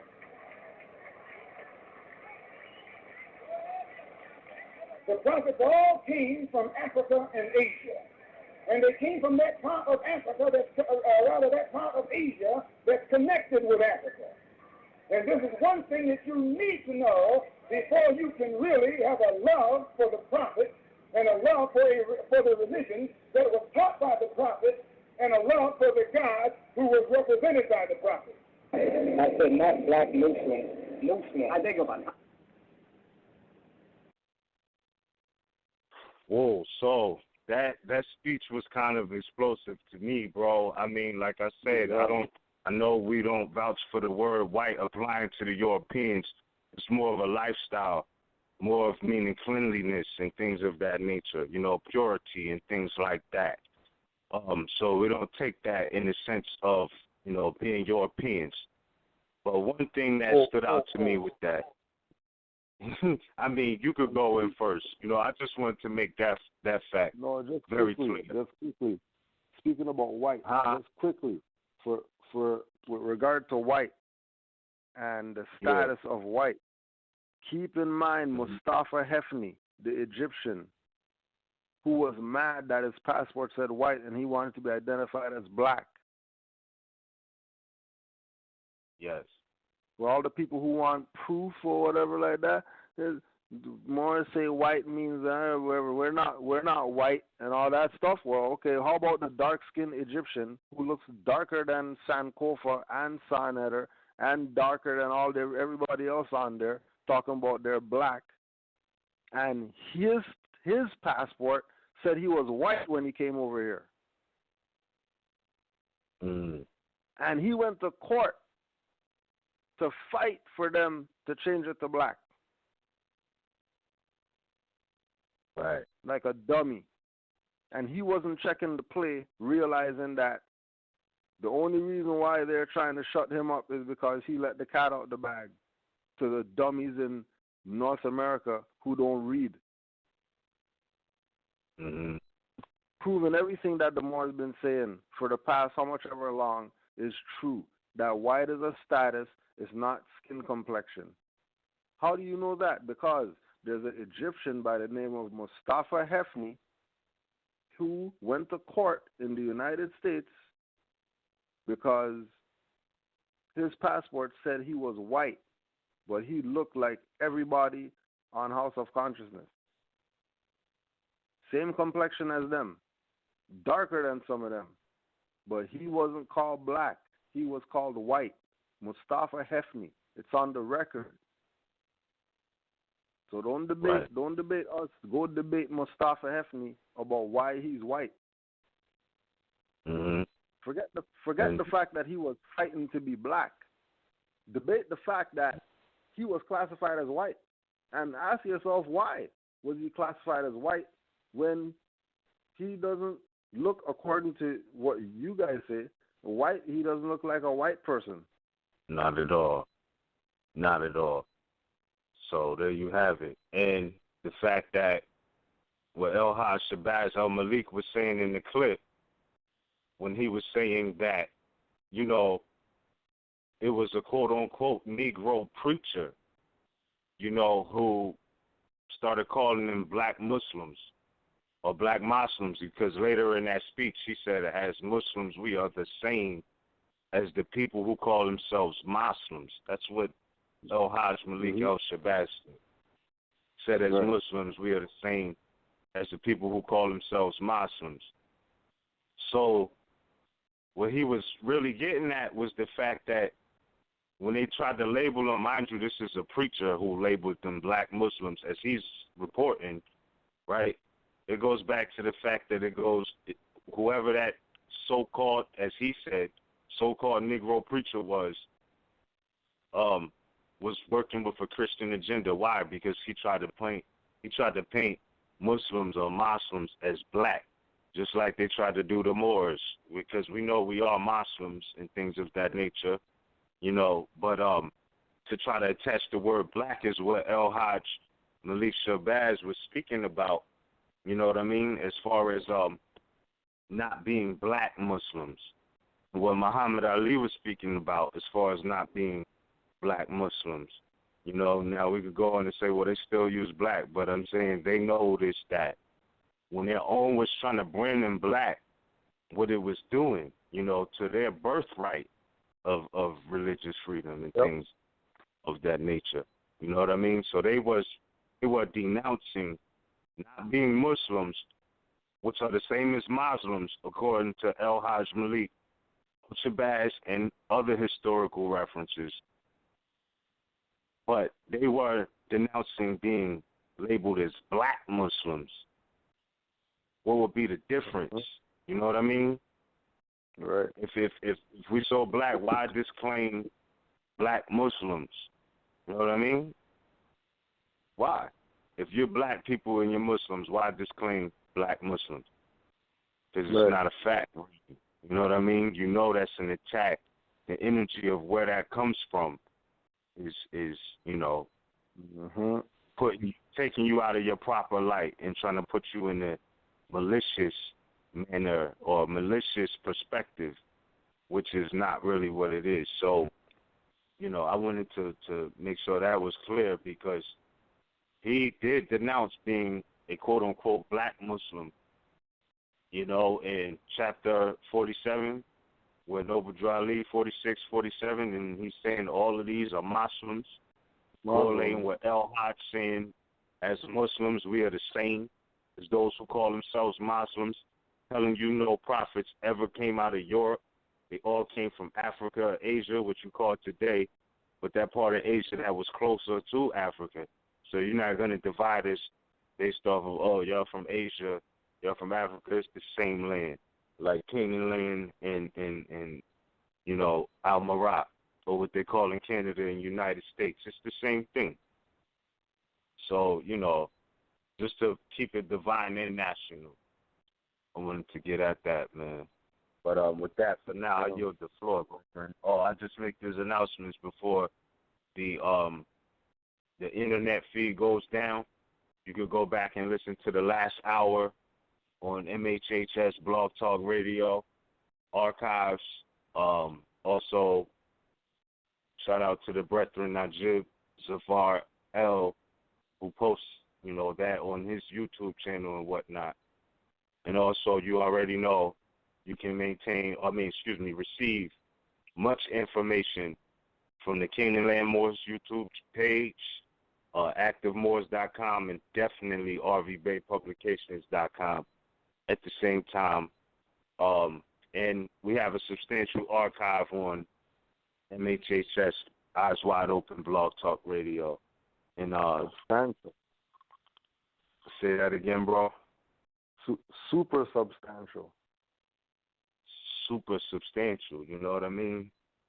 We're not playing with it. So, you know, again, before we get, I guess we could get into some callers for the last hour.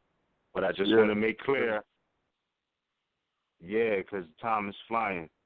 But, again, I can't stress enough that, you know, we are not trying to promote the concept of us being white, but was trying to ameliorate the fact that El Haj Malik El-Shabazz knew it was something wrong with being black, Muslims. That was, you know, a crusade, as he said, a preacher named C. Eric Lincoln. So, so-called Negro preacher named C. Eric Lincoln. So with that being said, as well too, think about this again with regard to what he said, that now how diabolical are these people if their mentality is we're black people but don't tie us to black Muslims? Like, don't say black Muslim, just say Muslim, but we're black people. Right. Think about, and remember, if they were making that claim, we are talking about intelligent, sincere people. We're not talking about diabolical people. We're not talking about dirty Moors. Muhammad Ali and El Haj are the least dirty Moors that they are. They're probably the most sincere Moors of all the quote-unquote black unconscious people that came into consciousness to help their people. Right? So we have to accept the fact that if they were not wanting to be called black Muslim, that they probably weren't calling themselves black people. Right. That's probably something that got stuck on them by people telling their story, them not telling their own story. Because again, if we go back to listen to their story with Vietnam, Muhammad Ali didn't say the black people of Vietnam. He called them brown over there. But he called them his people, his brothers and sisters. If there's brothers and sisters, they look like him. So how come he's calling them brown? Real talk. Facts. Right. And went on to say that you know, they never called him a nigger. They never robbed him of his nationality or anything of that nature. You know what I mean? Yes. Like, you know. So he was definitely on it. He was definitely on it. But this is what I'm saying. When you respect the people's growth spurt, you know, that Muhammad Ali wasn't the 18-year-old Muhammad Ali. You know what I mean? That was the more mature, seasoned, you know, Muhammad Ali. You get what I'm saying? Like, people grow in life. So what I'm saying is, even though there was a time where they thought they were black, there came a time where they really realized that they wasn't, that they were more. They weren't. Yeah, you feel what I'm saying? And they should be recognized and honored for that. Specifically, El Hajj Malik El Shabazz, because he came back from his Hajj talking, you know, when the European says he's a white man, he doesn't mean, you know, his skin complexion. These were revelations he had as his life unfolded. So that was El Hajj Malik El Shabazz, or, you know, previous to that, before he made the Hajj. Well, no, excuse me, because there's also a clip of him saying that he always had that appellation. He just only used it in the Muslim world. So you got to pardon me. So I was going to say, because before before he made the Hajj, it was Malcolm X, but not really. I mean, he did mention how he would utilize it, the Nam Dagir, but he did say that he had El Hajj Malik El Shabazz has always been on his passport, but he only used it amongst Muslims, you know what I mean? But when he came back from that Hajj, though, you know what I'm saying, he realized that they were not white people. That's a fact. He came to that conclusion. So I don't want that clip to be the end-all, be-all promotion of his legacy. I'm not trying to do that. I'm just saying that this is a man who grew and was getting closer, you know, and very closer to Moorish knowledge. And again, you know, I whenever this conversation comes up, I always got to give an acknowledgement to the I Am Hip Hop Temple, number 23, because you know, in the video you did, because through that's the first time I actually heard him mention the word Moor. It was Moor, a clip with El Hajj. You saw what I'm saying? I was just thinking about that too. Yeah, real talk. And I got to give a big shout out to the art bully, Kelso. You know, we definitely put something together. Whereas, you know, he painted a beautiful picture on the AC boardwalk. So we doing something with that. And yeah, so shout out to him too. I can't forget that. And everybody who's listening, who has listened before. You know what though, Cujo? Before we take calls, right? We're going into the last hour. We're speaking on black Muslims. And we know that, you know, it was a point where El Hajj Malik El Shabazz and Muhammad Ali, their legacy, you know, kind of got intertwined when they crossed paths, because they were a part of the same philosophy, school of thought, and things of that nature, among many other things, blood brothers, as they say. El Hajj Malik El Shabazz actually called Muhammad Ali the All-American boy. Listen to the word American, Al-Moroccan, you know what I'm saying? Real talk. So, you know what I mean? We had an old clip when Muhammad Ali first passed. I'm going to just get into that real quick, because he was speaking, you know, on the Nam Dagir, black Muslim and Muslim. Yeah. I'm going to play that, and then we're going to take calls. What's good? All right. All right. I just wrote a poem the other day entitled Truth. It says, the face of truth is open. The eyes of truth are bright. The lips of truth are ever closed. The head of truth is upright. The breast of truth stands forward. The gaze of truth is straight. Truth has neither fear nor doubt. Truth has patience to wait. The words of truth are touching. The voice of truth is deep. The law of truth is simple. All you sow, you reap. The soul of truth is flaming. The heart of truth is warm. The mind of truth is clear and firm through rain and storm. Facts are only its shadow. Truth stands above all sin. Great be the battle of life. Truth in the end shall win. The image of truth is the cross. Wisdom's message is its rod. The sign of truth is Christ, and the soul of truth is God. Life of truth is eternal. Immortal is its past. Power of truth shall endure. truth shall hold to the last. That's a masterpiece. Say, tell me how you came to get such a Roman name as that. Well, as I understand, I'm Cassius Marcellus Clay VI, and my great-great-grandfather was a Kentucky slave, and he was named after some great Kentuckian. Well, Cassius Marcellus Clay is a great name in Kentucky. And really, where he was from or where it was all originated, I couldn't tell you. But since I've reached a little fame in boxing, most people want to know where am I from and where did I get that name. But really, I haven't really checked on it, so I see that I'm going to have to go look into it. You'll have to look it up. See what it's all about now that I'm getting a little interview. Black was always bad in the Western world. The black cat was the bad luck. If you get put out of a fraternity group, you get blackballed. Shortly put, are the black Muslims taking you for a ride? I said not black Muslim. Muslim. I beg your pardon. Black was always bad. So the only thing that made me feel good, the only thing that made me feel free, that connected me with Saudi Arabia, the Islamic religion, that connected me with Pakistan, Morocco, Syria. I sat down with Colonel Gaddafi, had dinner in this palace, stayed overnight because I'm a Muslim. As a Christian, I never could sit with Christian leaders. As a Muslim, I sat with Sadat, I sat with President Nasser, Marcos of the Philippines, Ayub Khan of Pakistan before he died. I've been sat with kings of Sheikh Zayed of Abu Dhabi.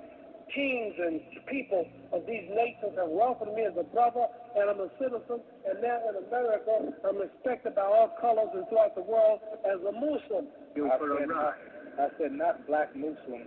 Muslim. I beg your pardon. See, the name Muhammad is the most common name in the world. There are more Muhammads on the planet. There are 4 billion people on earth, and every third person is a Muslim. So for me, I'm not condemning no other religion, but for me, being a world figure, taking the name Muhammad Ali, which is the name of my people for South America, accepting the Islamic religion, it was better for me. Where another person, Shintoism, Buddhism, Christianity, Baptist, Catholic, Protestant, Jewish, that might fit another man. But you can choose any religion you want. If you believe it, you'll see God, because all of them are good. So I chose the Islamic religion. That's why I chose it. Muhammad. Islam. Islam. That's all I can say after that, man. I mean, you know, they was flowering in life, if you will. They went through an antithesis, moving closer to nationality and birthright. Religion being the birthright when you consider nationality. So you heard how they were speaking about the word black.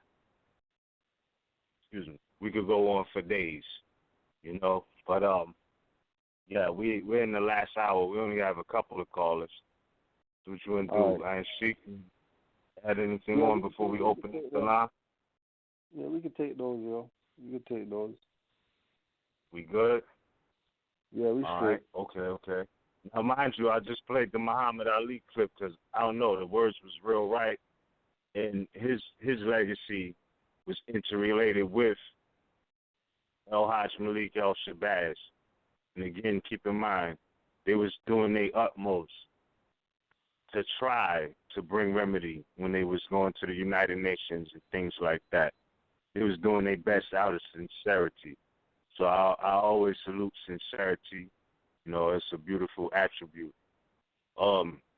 So before I open up the lines, my last time making this disclaimer and this caveat, we on this line, MHHS, eyes wide open, whether it be principles of nationality and action, sons of Allah, sister standing on law, we know we're not Negro, black, and colored people, and that the European is not white.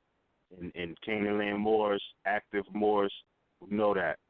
But we do not throw away wisdom and sincere messages. That's all. So with that being said, caller 443-769.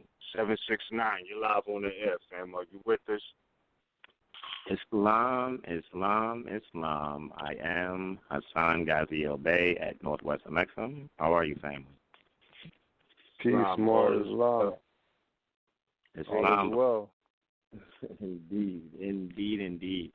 This is just an excellent broadcast. I just wanted to say thank you so much for your energy, and I really I didn't just hear broadcast this evening, like I really like internalized where like every point of it was just like very, very, very awesome to not just listen to, but actually absorb.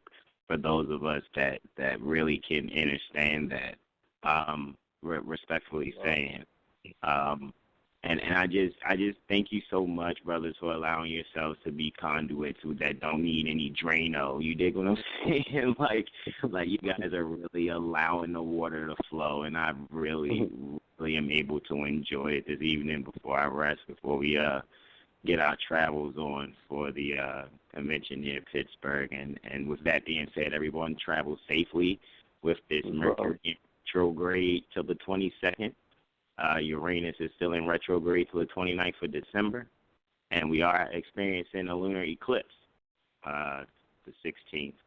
So everyone, just be safe in your travels. Anything that, is a stoppage or a hindrance, be patient. Do not lose your temper, because the way that the planets are cycling per our perspective here on Asia, these are things that we are going through that are just minor hurdles, which are really challenges for us to build strength in our character, because there's a energy of growth, as well as us squaring Saturn. There's some things that need to be cut away from us in order for us to be able to grow further. So with that being said, when we're traveling, especially this weekend during this lunar eclipse, let us remember to love instead of hate and be patient. And with that, I yield the floor, beloveds. Islam, peace and love. Peace and love, Moor. Check you tomorrow. Indeed. It is. All right. With that being said, we're going to move to the next caller. Caller 972-839. You're live on the air. Are you with us, fam? This is Abdul Malik Shakur Bey, Northwest Mexican from the Texas Territory. Islam. It's Cujo. We were looking for you the other night. Islam, much love there. Miz, how your mama doing? Is she feeling better? Yeah, my mom is great right now. Oh, yeah, big shout out to Anna E. We hope we get well soon. Islam. That family, I got it here. Mm-hmm. I'm just saying, I want to make sure, because look here, I'm trying to tell you, just like every coin got two sides to it, you know what I'm saying? I want to hear from the truth side, and that's your mom, you know what I'm saying? I've been talking, and I've been listening for years, and that's family, and you know what I'm saying? And I really care, my heart goes out. Islam. Right. Islam. What y'all speaking Islam. You know what I'm saying? We finna get back to the stage. You know what I'm saying? Because that's where we come from, and that's how our ancestors, our foremothers, and our forefathers, how we were doing it then, and we coming back to this thing, because we are now in the age of course, as y'all know. But the people wondering what is going on, because the world is out of hand. This land is out of hand because the Moor have signed themselves over to and instructing themselves to obey this European and this corporate status that is eliciting and is magnetizing, taking away from the Moors and their establishment and putting to the public like this is it and this ain't it. We it and this is. We trying to put the world back in order. And Allah is associated, and it's going to be in order. Allah, for sending out a illustrious prophet, knows you Ali, with the words of wisdom through his teaching established in 1913 before, because they seen what was in him, and they sent him to the bring us forward from then until now. And he's with us right now. Let all of our ancestors that on the truth and straight way. As Malcolm X and Muhammad Ali, El Sharif, those were some great Moors. And there's great Moors and Miz and where you going on, you too, Cujo. I will look at y'all too. I'm putting out every one that I got in my house. And guess what? The house that I'm living in, it was built in 1913. There was work done on it, and I made sure that I did the rest of the work. And Noble Jew Ali himself, El Sharif, Abdul Ali would be thankful because we are more and we are not going anywhere. We haven't been anywhere, and we're waking up to history of who we really are, that we can raise ourselves and be who we are and live life accordingly. This state of ignorance, this state of liminal. Bro, you breaking up. Is it just me or it sound like you breaking up, bro? Do you hear me now, bro? Yes. Yeah, you're clear now. Yes. And we are here, and we, the true Moors and Mobile, we all are Moors and Mobile, but those who have been studying,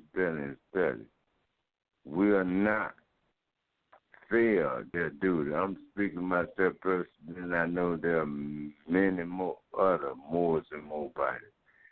You brothers, sons of Allah, you keep doing what you're doing and waking the people up because y'all on a mission. You coming forward. You have been called by Allah. You have read our illustrious prophet work. You have tested and tried it. It's no fault in it. We know who we are, those who have clinged to it. And we're raising ourselves up and establishing ourselves as our illustrious prophets said. Put ourselves back in the mind of the ancient ones, of our foremothers and our forefathers. Then we'll be able to see what is what. We'll be able to lift ourselves up, not only ourselves up, but our family and our children. And when they raise themselves up, their children and their children's children. For we are back to get this world, so-called, back into accordance as Allah has prescribed it. We are the rising of the new morning because the world, the people that's in the world are waiting on for the more to wake themselves up and to get back on top and be who they are. I once was lost, but now I'm found. We are the truth, and the truth is in us.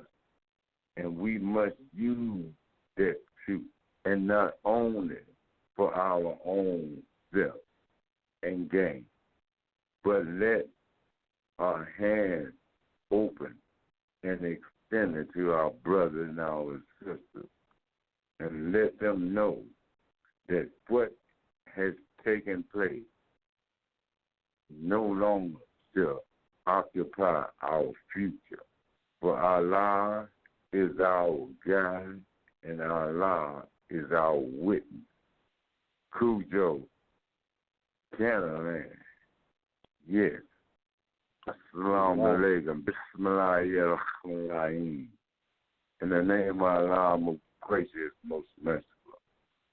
You are called for a great work. You know what you must do. And by my eyes and my ears, you are walking the path. This is a warning to those who try to come in and confiscate and use at their own interest pattern for their own establishment. Allah is supreme. Allah knows. He knows what is going on. Time is up. Confess. Lead and walk the straight path. For the Moors are on the rise, not through no power, no man, but by Almighty Allah. For it has been sent by those he has chosen to lead, to teach, and to instruct. Listen very carefully. Those who think this is a come by night. Time is up. Time is short. For our past has all been recorded and destined by Allah himself. For no man cometh forth into the world without giving birth. You can follow this patriotic system all you want to. Matriotic system is the concrete and it is the foundation of human nation, of civilization. Yes, I say human nation, but there is no humanism without a foundation. Islam. More. Sure, more. Well said. Always appreciate when the noble call in. Islam Noble, my fault. Add on. No, I was just going to say give thanks. Give thanks for that. And I got your message too, by the way, last week. I got your message, so that was good. That was a good one. I love you, Cujo. I love you. Be strong, my brother. I love with you. And Noble Ali is, I can just see him clapping his hand for you two brothers, sons of Allah. Islam. Indeed. And with that being said, before we go to the next caller, I got an announcement to make, bro. This is just for all, and big shout out to Brother Shakur who just called. Oh, hold on. Cujo, you there, bro? Yeah, I'm here, Moor. Oh, I'm here. Oh, all right, my fault. I just muted you on accident. My bad. It's all good.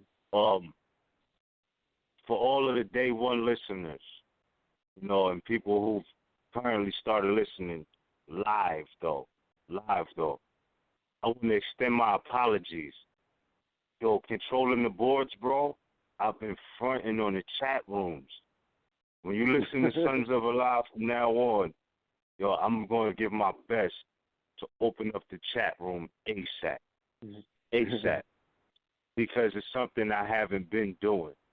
And I just noticed that, you know what I mean? And I got to acknowledge that error. So, it's open now. I'm pretty sure y'all receiving the wisdom, etc. But for future reference, remind me, always off top, we open in the chat room. So peace and love to you all who like to communicate through that ways and other ways, add on, etc. I've been slipping on that. But I want to get into our next caller. We're going to move forward. Caller, hold on, pardon me. 972-839. This is you again, right, bro, Shakur? Peace. Okay, all right, pardon me. All right, thank you again for your call. My bad. All right. Islam. My bad on that one. So caller 210-649. You're live on the air. Are you with us? Yes, Islam. I am. Can you hear me? Oh, okay. Yes. I'm Jeanette Jeffrey Bay. Can you hear me? Yes, sis, we can definitely hear you clear. Thank you for calling in. Okay, thank you. I just wanted to comment on the black and white thing. I was born around 1959, so I came in on the last part of the colored. And I remember as a child that if you called anybody black, because they were trying to get that started, if you called anybody black, all those people were getting mad. Don't call me black. They were ready to fight. Older people. And then I remember James Brown coming in with the song Say It Loud, I'm Black and I'm Proud during the 70s. And it caught on, and next thing you know, we were black people. And they put it on the status, on the, on the records, their records. And about 20 years later, we became African American. And I was wondering why we're the only one that's changing our, our status all the time. It's every 20 years. There's always something different. And so, and I remember Muhammad Ali, and and he's one of my favorite. And I remember Elijah Muhammad and doing that movement, and everybody thought that they were the media was playing them up to be a violent group or militant group. And I remember my mom and dad wasn't part of it, and I remember just being scared of them, because that's the way they were playing it up, and not knowing that, didn't know anything about status, for years. And after I've been listening for about two years, and I claimed my nationality 2 years ago, and I've learned so much, from you guys, and I thank you. And my sister was in this group about a year ago, I guess, and they were, it wasn't Moors, but it was another group of black people wanting to know what can we do. They didn't, everybody's lost when you call yourself black. And she was talking about an African lady that came in. She was from Nigeria, I think. And she called herself white. And she called me and she said, this lady thinks she's all that. She called herself white. I said, she is white. I had to explain it to her that it was status. And she's like, oh, okay. So, I started telling her about the Moors and everything. She claimed her nationality. But, it's just that we've been through every aspect of colored, black, Negro. I forgot the Negro. And it's like, who are we? And they never tell you. And you always feel like you're lost and floating around. That's how I felt. That, I never felt like I had any type of stability under my feet to even, it's like, okay, we're waiting on them to tell us who we are. And they're never going to do that. Now, quick question for you. For you. What made your light bulb go off? What made you be solid in the fact that, okay, that you're not any of those things now that, you embarked on nationality? I'm the type, I always want to know why is this like this, and I read books, and I read a book about maybe, because we were always told in my family we were Choctaw Indians, and we would go to the powwows. I would buy books, and I bought this one book in California, it said it was talking about the history of California and black people, and in it was they called them Indians, but it said that during the 18 I think it was 1850s and 60s that they were really telling that so-called white people couldn't read, and the black people were the teachers of the schools, and they were teaching the people to read and to learn when they were migrating out that way. And that threw me for a loop. I thought we were slaves. I just kept running into stuff like that while reading, and I knew something wasn't right, but I couldn't quite put my finger on it even then. But I knew, and during the time, you know, when I was little, we always looked at these movies with John Wayne with the Indians, so-called Indians, you know, hooping and hollering. And when I started studying the history, the real history, and looking of the town, because every town I go to, I want to see the capital. I like to go to the capital of each state. And I go to the capital and I go to the graveyard, because you learn so much in the graveyards, the old graveyards. And on it is like this big fire of Chicago, the big fire, or the great fire of San Francisco, the great fire. Every town had a great fire. And I'm like, what's up with these great fires? So I started reading, and come to find out, those towns were our towns, and they burned them down, and they came in with the municipalities. But during that time, it was the early 1800s, and they were like, they were like cities that we have now. They were, I mean, not cities. They didn't call them cities, but I don't know what they call them, but it was houses, homes. There's no teepees, no Indians running around, no wild buffalo, you know, like they claim. And I'm like, what's going on? So when I tuned into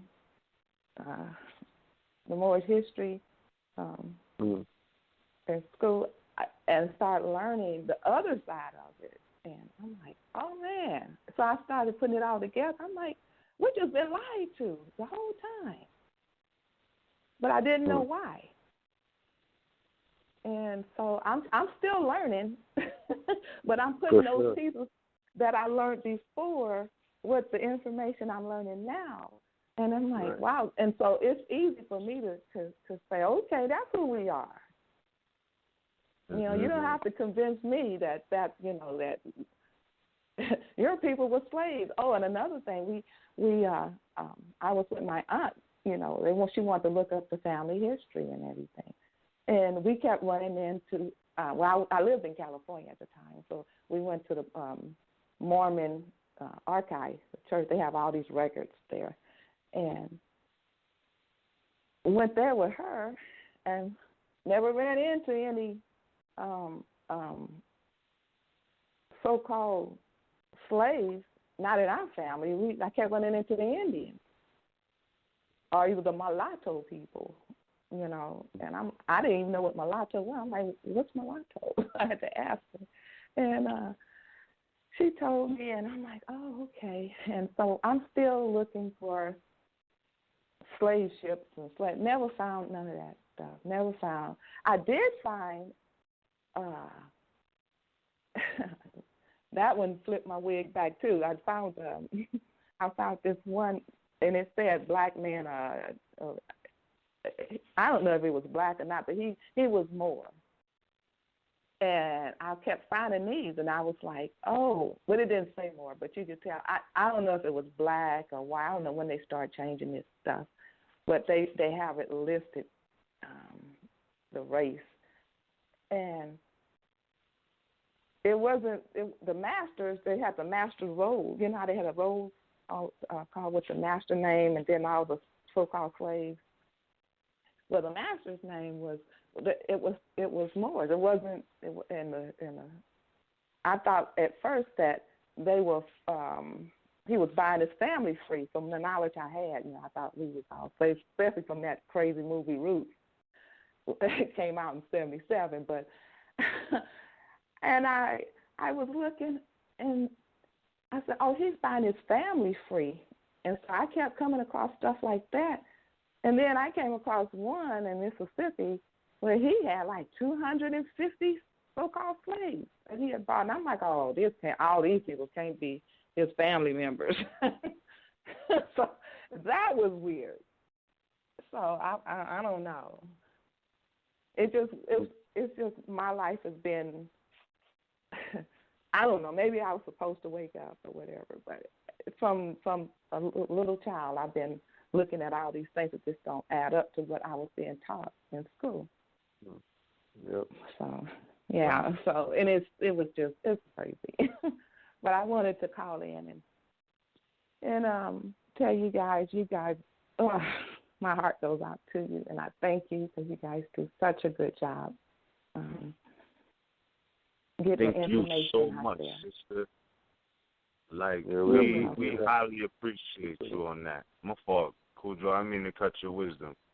But I want to say I'm bobbing with that. I know Cujo is too. Not for nothing, but the fact that you did decide to call in, and the reason I'm gravitating to what you're saying is because you are already searching for the knowledge in a certain aspect, or the knowledge was searching for you, and your path is your path, but you knew you can look back now and see the fade of, the different brands that was put on us, Negro, black, colored.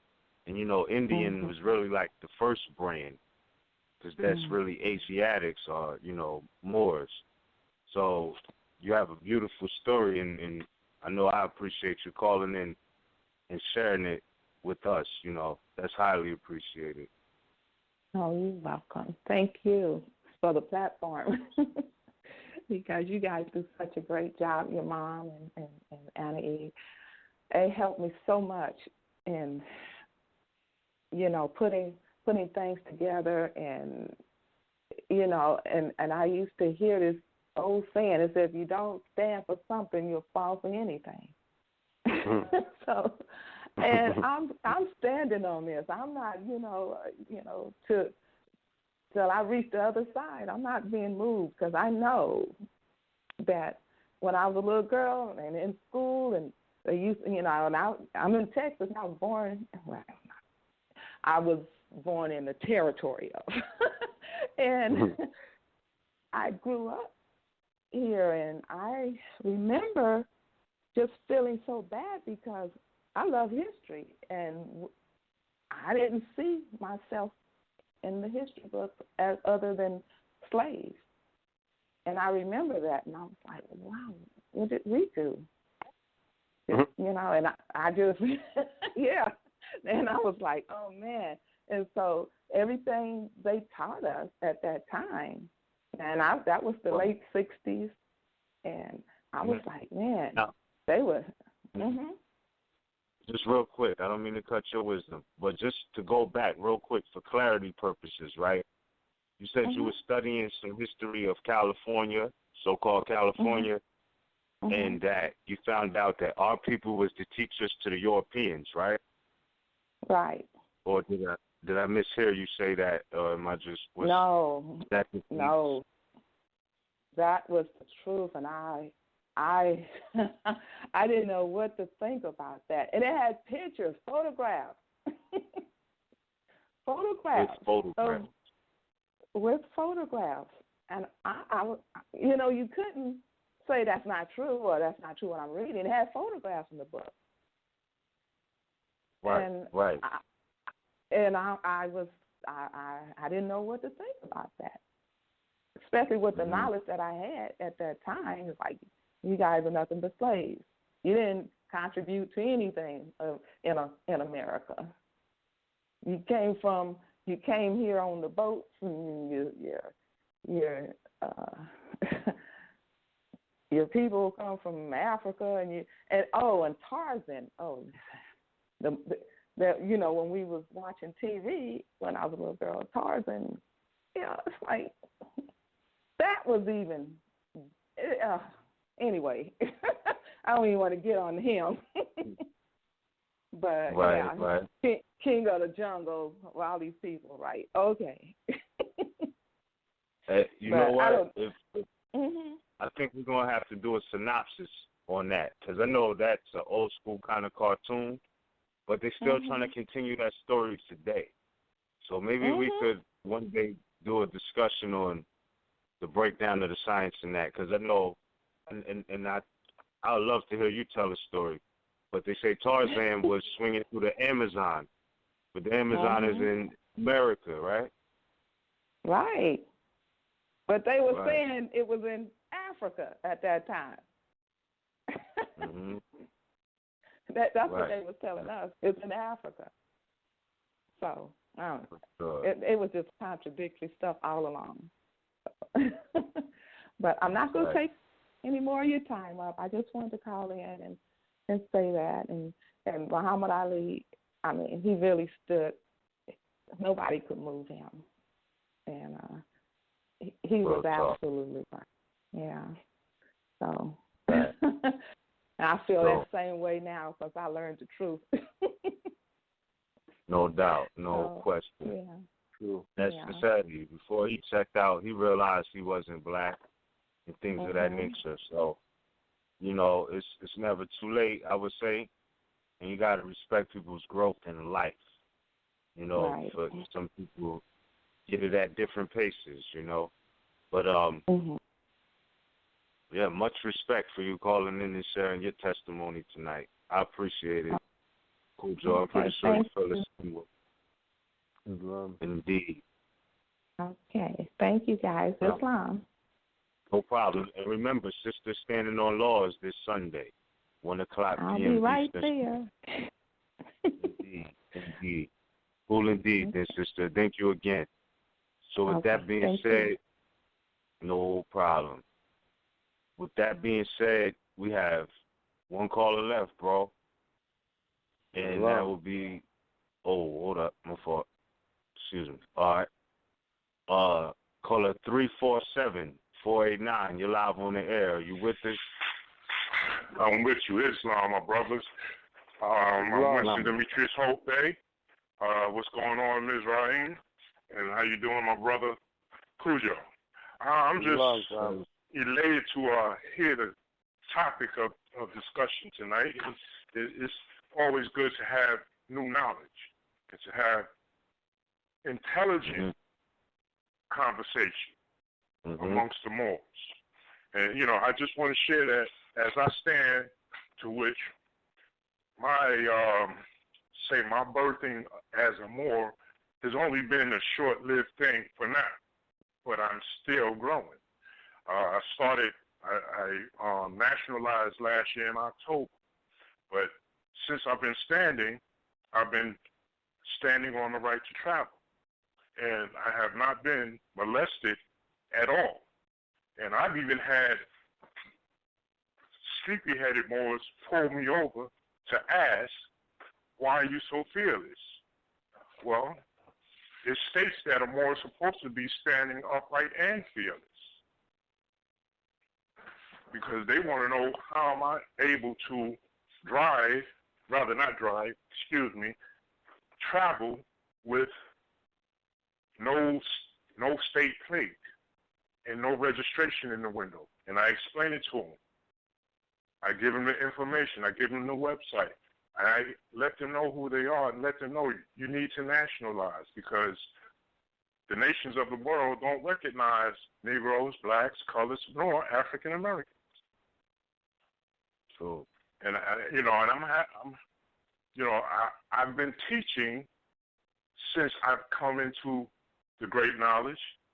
For what I know, I'm trying to dispense out to the fallen humanity out here in the corporation of New York. So I just want to say, y'all keep up the good work. And Liz, you know who I am. I'm the one who wrote the poem that I gave you. Yes, Islam Noble. You have a very distinct voice. I remember me and you on several occasions in real life. You know what I mean? Right. Outside right. of the digital wave. So I salute you. I already know what time it is. And congratulations and much honors to you for you standing on your square and not being molested. You know what I mean? So right. Not to cut your wisdom, as the sister said. When you it's just like when you know better, you do better. When you learn the truth, you forget that lie, because that lie can never follow you forever once you know the truth, because the truth is always standing upright. And the truth never dies. So, as I say to you, I give y'all much honors for having the platform to uplift the Moors who are awakened, who are woke. You're still uplifting us. And hopefully we may have some Moors who are not awakened that are listening that will finally awaken. So kudos for the platform and the knowledge and the information that you two brothers dispense over the air. Appreciate y'all. One love. Islam. Islam, noble, one love. Cool, Joe. I echo that sentiment precisely, man. You know what I mean? We had some very great broadcasts, bro. And that's not being vainglorious. I think if people look at the message or listen to the message, you know what I mean, they'll get it. That being said, we got to close out with a classic. But caller 585-410, you're live on the air. Are you with us? Oh, hold on. That might be my fault. Hold on. 585-410, you're live on the air. Are you with us? Yes. Hello, good evening, good night, or whatever it is. It's late. This is Naeem Azrael, and I was just hello. I hope you guys can hear me. I have a different headset, but I was thinking when listening to the sister that was on, trying to remember, I don't know, I was the only child out of 6 that was bused. I'm going back to when I was growing up, bused out to a suburban. So from kindergarten, I was city, right, with all my siblings. From 1st grade to 12th, I went to suburban school. Now, I would always wonder why, I even sometimes now wonder why was I the one out of 6, why nobody else went. But a lot of lessons I've learned, it's different things that happen while you're growing up. You don't know at the time, but now I look back and I was always questioning everything. But I think, I don't know how many other people were bused out of their community like that, to go to European schools. But I think for me, it kind of reminds me of how things are now. With it sharpened my sword, because in those schools I never got, I guess it's not every Moor is your family and not every European is your enemy, because when I was at school, fine, never heard nigger, none of that. But when I come back home, then I was talking like a white girl, the typical quote unquote white girl, all the bad stuff. So I learned early that, sometimes your own kind is your worst enemy.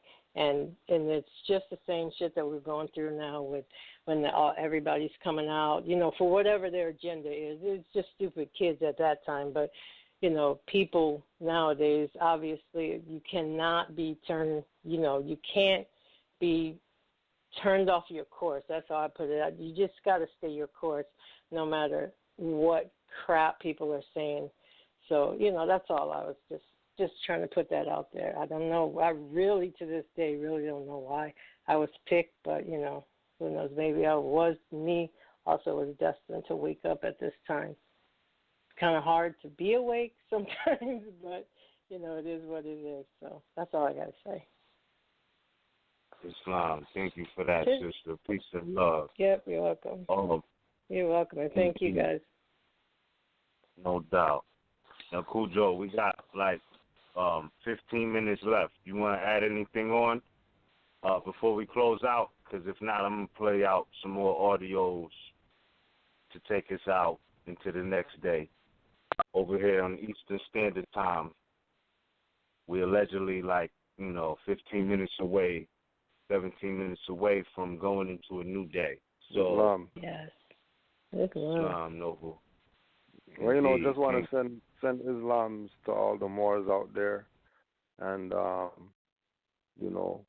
continue to do the uplifting acts that we're supposed to. You know what I mean? We're obligated to let our people know the truth about their nationality and birthright. So keep studying, keep your scimitar sharp, because it's soon time to take head. Indeed. Those are facts. So, yeah, man. So, again, the convention this week out Pittsburgh. Everybody who can make it, travel safe. As you already know, the brethren gave us some astrological weather forecast. So be safe with that. And we're going to go ahead and close out with some of your tunes tonight. I appreciate what you're doing with the music. Always classic. I appreciate it. So I'm gonna just go ahead and spin this out, man, and always thankful to be doing this with you, man. So for sure, MHHS, Eyes Wide Open. MHHS, Sister Standing on Law this Sunday, 1:00 p.m. Eastern Standard Time. Check our archives, Tuesdays, Principles of Nationality and Action, Canaan Land Moors, YouTube, etc., and a lot of other things we have coming very soon, super soon, and that's a fact. So, peace and love. We're going to leave it at that. Cool Joe, salute to you, man. All right? Salute to you, Noble. Peace. Peace and love. One.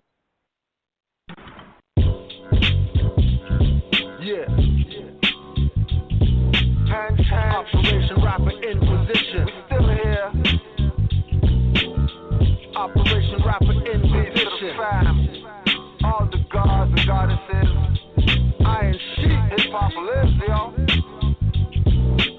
The deaf won't hear and the blind won't see the hidden message in the words of Drew Ali. NS indirectly, Boo Ali, one of the names of the prophets internationally. Drew said Moors, proclaiming nationality, cause you're not Ethiopian or NBC. So he founded America's MSC in 28. Me saying that it will cause debate, so I needed to clear up the mess. Yeah, it's dedicated to all my homies locked down. Don't give up hope. Keep your mind focused. Trigger happy happy. Come on, take these bars and put them in your commissary. The Lord is deadly. Gotta get your mind ready. Pay attention, you could be home by January. I like to welcome you to my Lord library.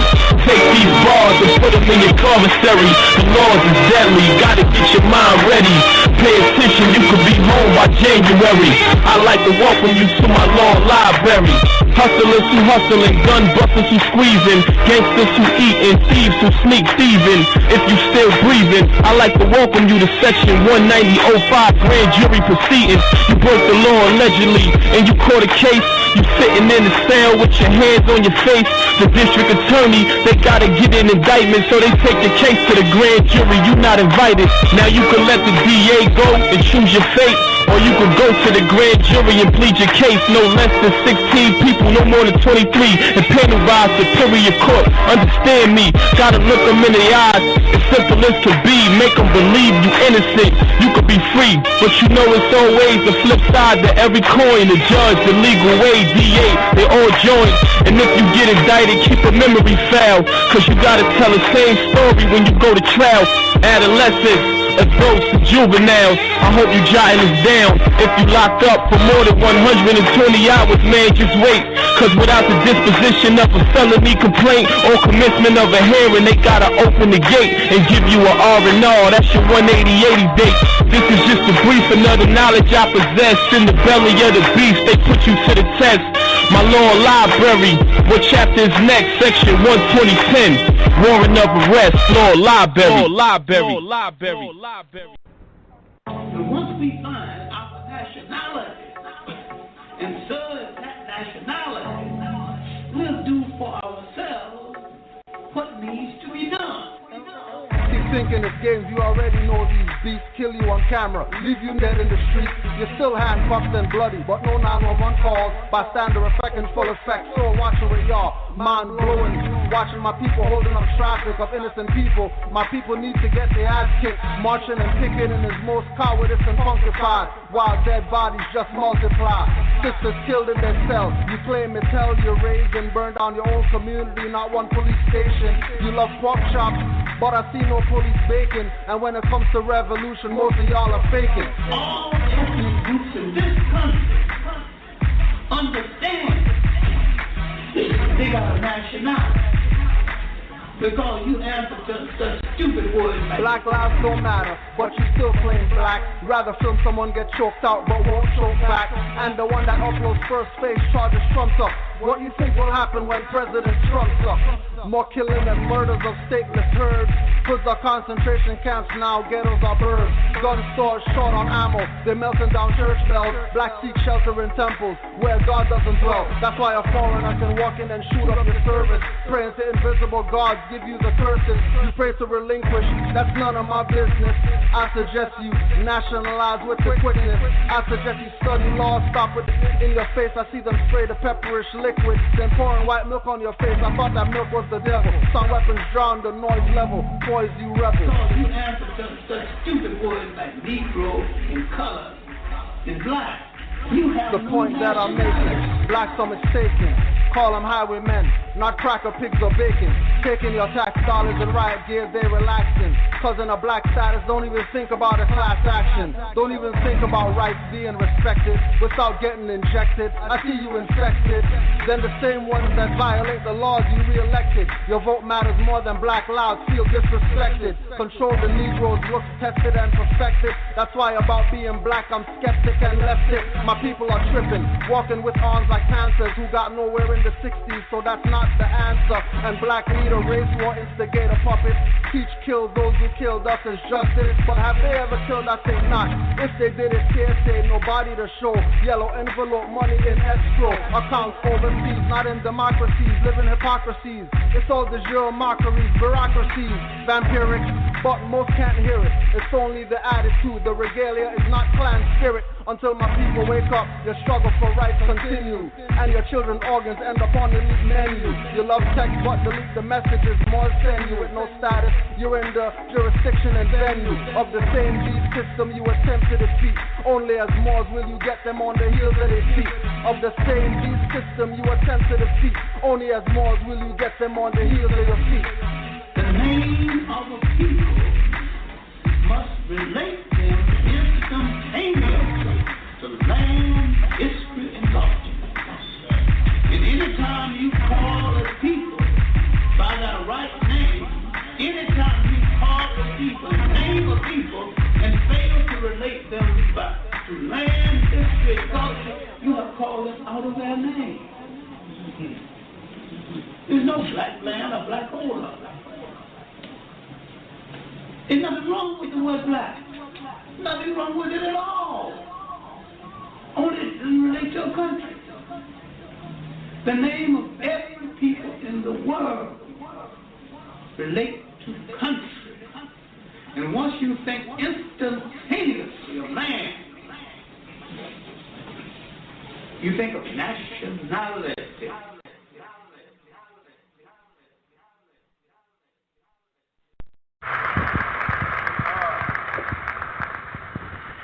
Now let's look at Noble Drew Ali. Here's a man that died a young man. Noble Drew Ali. He lived from 1886 to 1929. I salute my brother. He's the first man to bring Islam to us in the way he tried to bring it. And I thank him, thank Allah for him.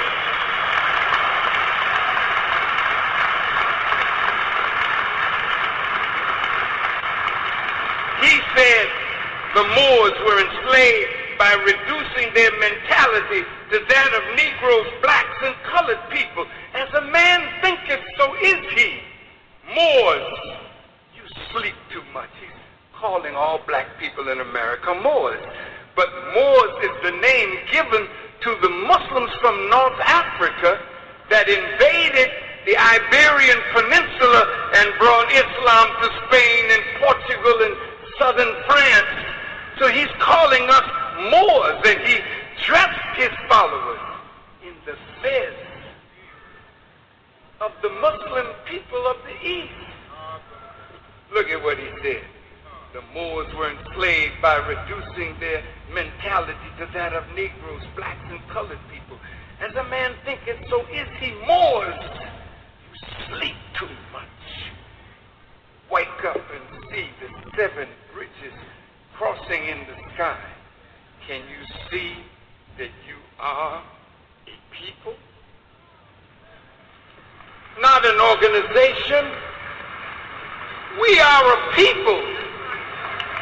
We are a nation.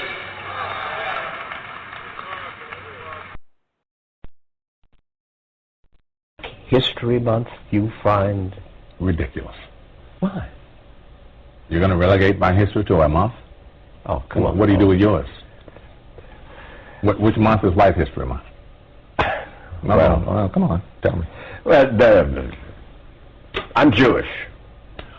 Okay, which month is Jewish History Month? There isn't one. Oh, why not? Yeah. Do you want one? No. I don't either. I don't want a Black History Month. Black history is American history. How are we going to get rid of racism? Stop talking about it. I'm going to stop calling you a white man. Yeah. And I'm going to ask you to stop calling me a black man. I know you as Mike Wallace. You know me as Morgan Freeman. But first we would like to let you know who is this group that's always referred to as black Muslims. Actually, the followers of the Honorable Elijah Muhammad, we don't call ourselves black Muslims as such. Shortly put, are the black Muslims taking you for a ride? I said not black Muslims, Muslims. I beg your pardon. We don't call ourselves black Muslims as such. We don't call ourselves black Muslims as such. This is a name that was invented by a so-called Negro preacher named Reverend C. Eric Lincoln. This is a name that was invented by a so-called Negro preacher named Reverend C. Eric Lincoln, who was a preacher, a Methodist preacher down in Atlanta, Georgia, and selected and sent to Boston University, where he did some research on the work of the Honorable Elijah Muhammad here in America. After Reverend Lincoln finished his study, he wrote a thesis, and after it was accepted, he was called a doctor. I guess he's a doctor of Muslimology, and he developed his thesis into a book called The Black Muslims, and today the white man calls us the black Muslims, not because we are black people who are Muslims, but he tries to make it look like we are black Muslims, something distinct, separate, and apart from the Muslims in Africa and Asia. Because the number one tactic that the white man has always used when he wanted to suppress and oppress and exploit has been divide and conquer. So he tries to divide us from the Muslims abroad. He tries to divide us from our own people here in this country. His constant tactic or effort to create division and get at us has been a failure, thanks to Almighty God Allah. His constant tactic or effort to create division and get at us has been a failure, thanks to Almighty God Allah. As Muslims, we are the same as the people who call themselves Muslims. As Muslims, we are the same as the people who call themselves Muslims. As Muslims, we are the same as the people who call themselves Muslims. As Muslims, we are the same as the people who call themselves Muslims. As Muslims, we are the same as the people who call themselves Muslims. We are Muslims because our religion is the religion of Islam. And there are 725 million people in the dark world, primarily in Africa and Asia, whose religion is the religion of Islam. 725 million people in the dark world who 5 times a day turn towards Mecca and bear witness that there is no God but Allah and Muhammad is the apostle of Allah. In the language of our forefathers, as the Honorable Elijah Muhammad has taught us, they say, Ashhadu la ilaha illallah wa ashhadu anna Muhammadan Rasulullah. Before you and I were brought... Now hold it again. La ilaha illallah. Muhammadan Rasulullah. Good. That means there is no God but Allah and Muhammad is his apostle. And you will usually find the white man will call on or bear witness to any God but Allah. And he loves people who serve God, others except those who use the name Allah as the supreme being. And in saying this, we believe that there is one God who is the supreme being, the creator of the universe. Some of you call him Jehovah, others call him Christ. We who are Muslims call him Allah. We don't look upon Jesus as being God. It has only been since you were brought to America and brainwashed by the slave master that you have come to think that Jesus is God. And Jesus was crucified on the cross 2,000 years ago, 9,000 miles from here, and you can call on that Jesus the rest of your life, and the white man will continue to put his rope around your neck.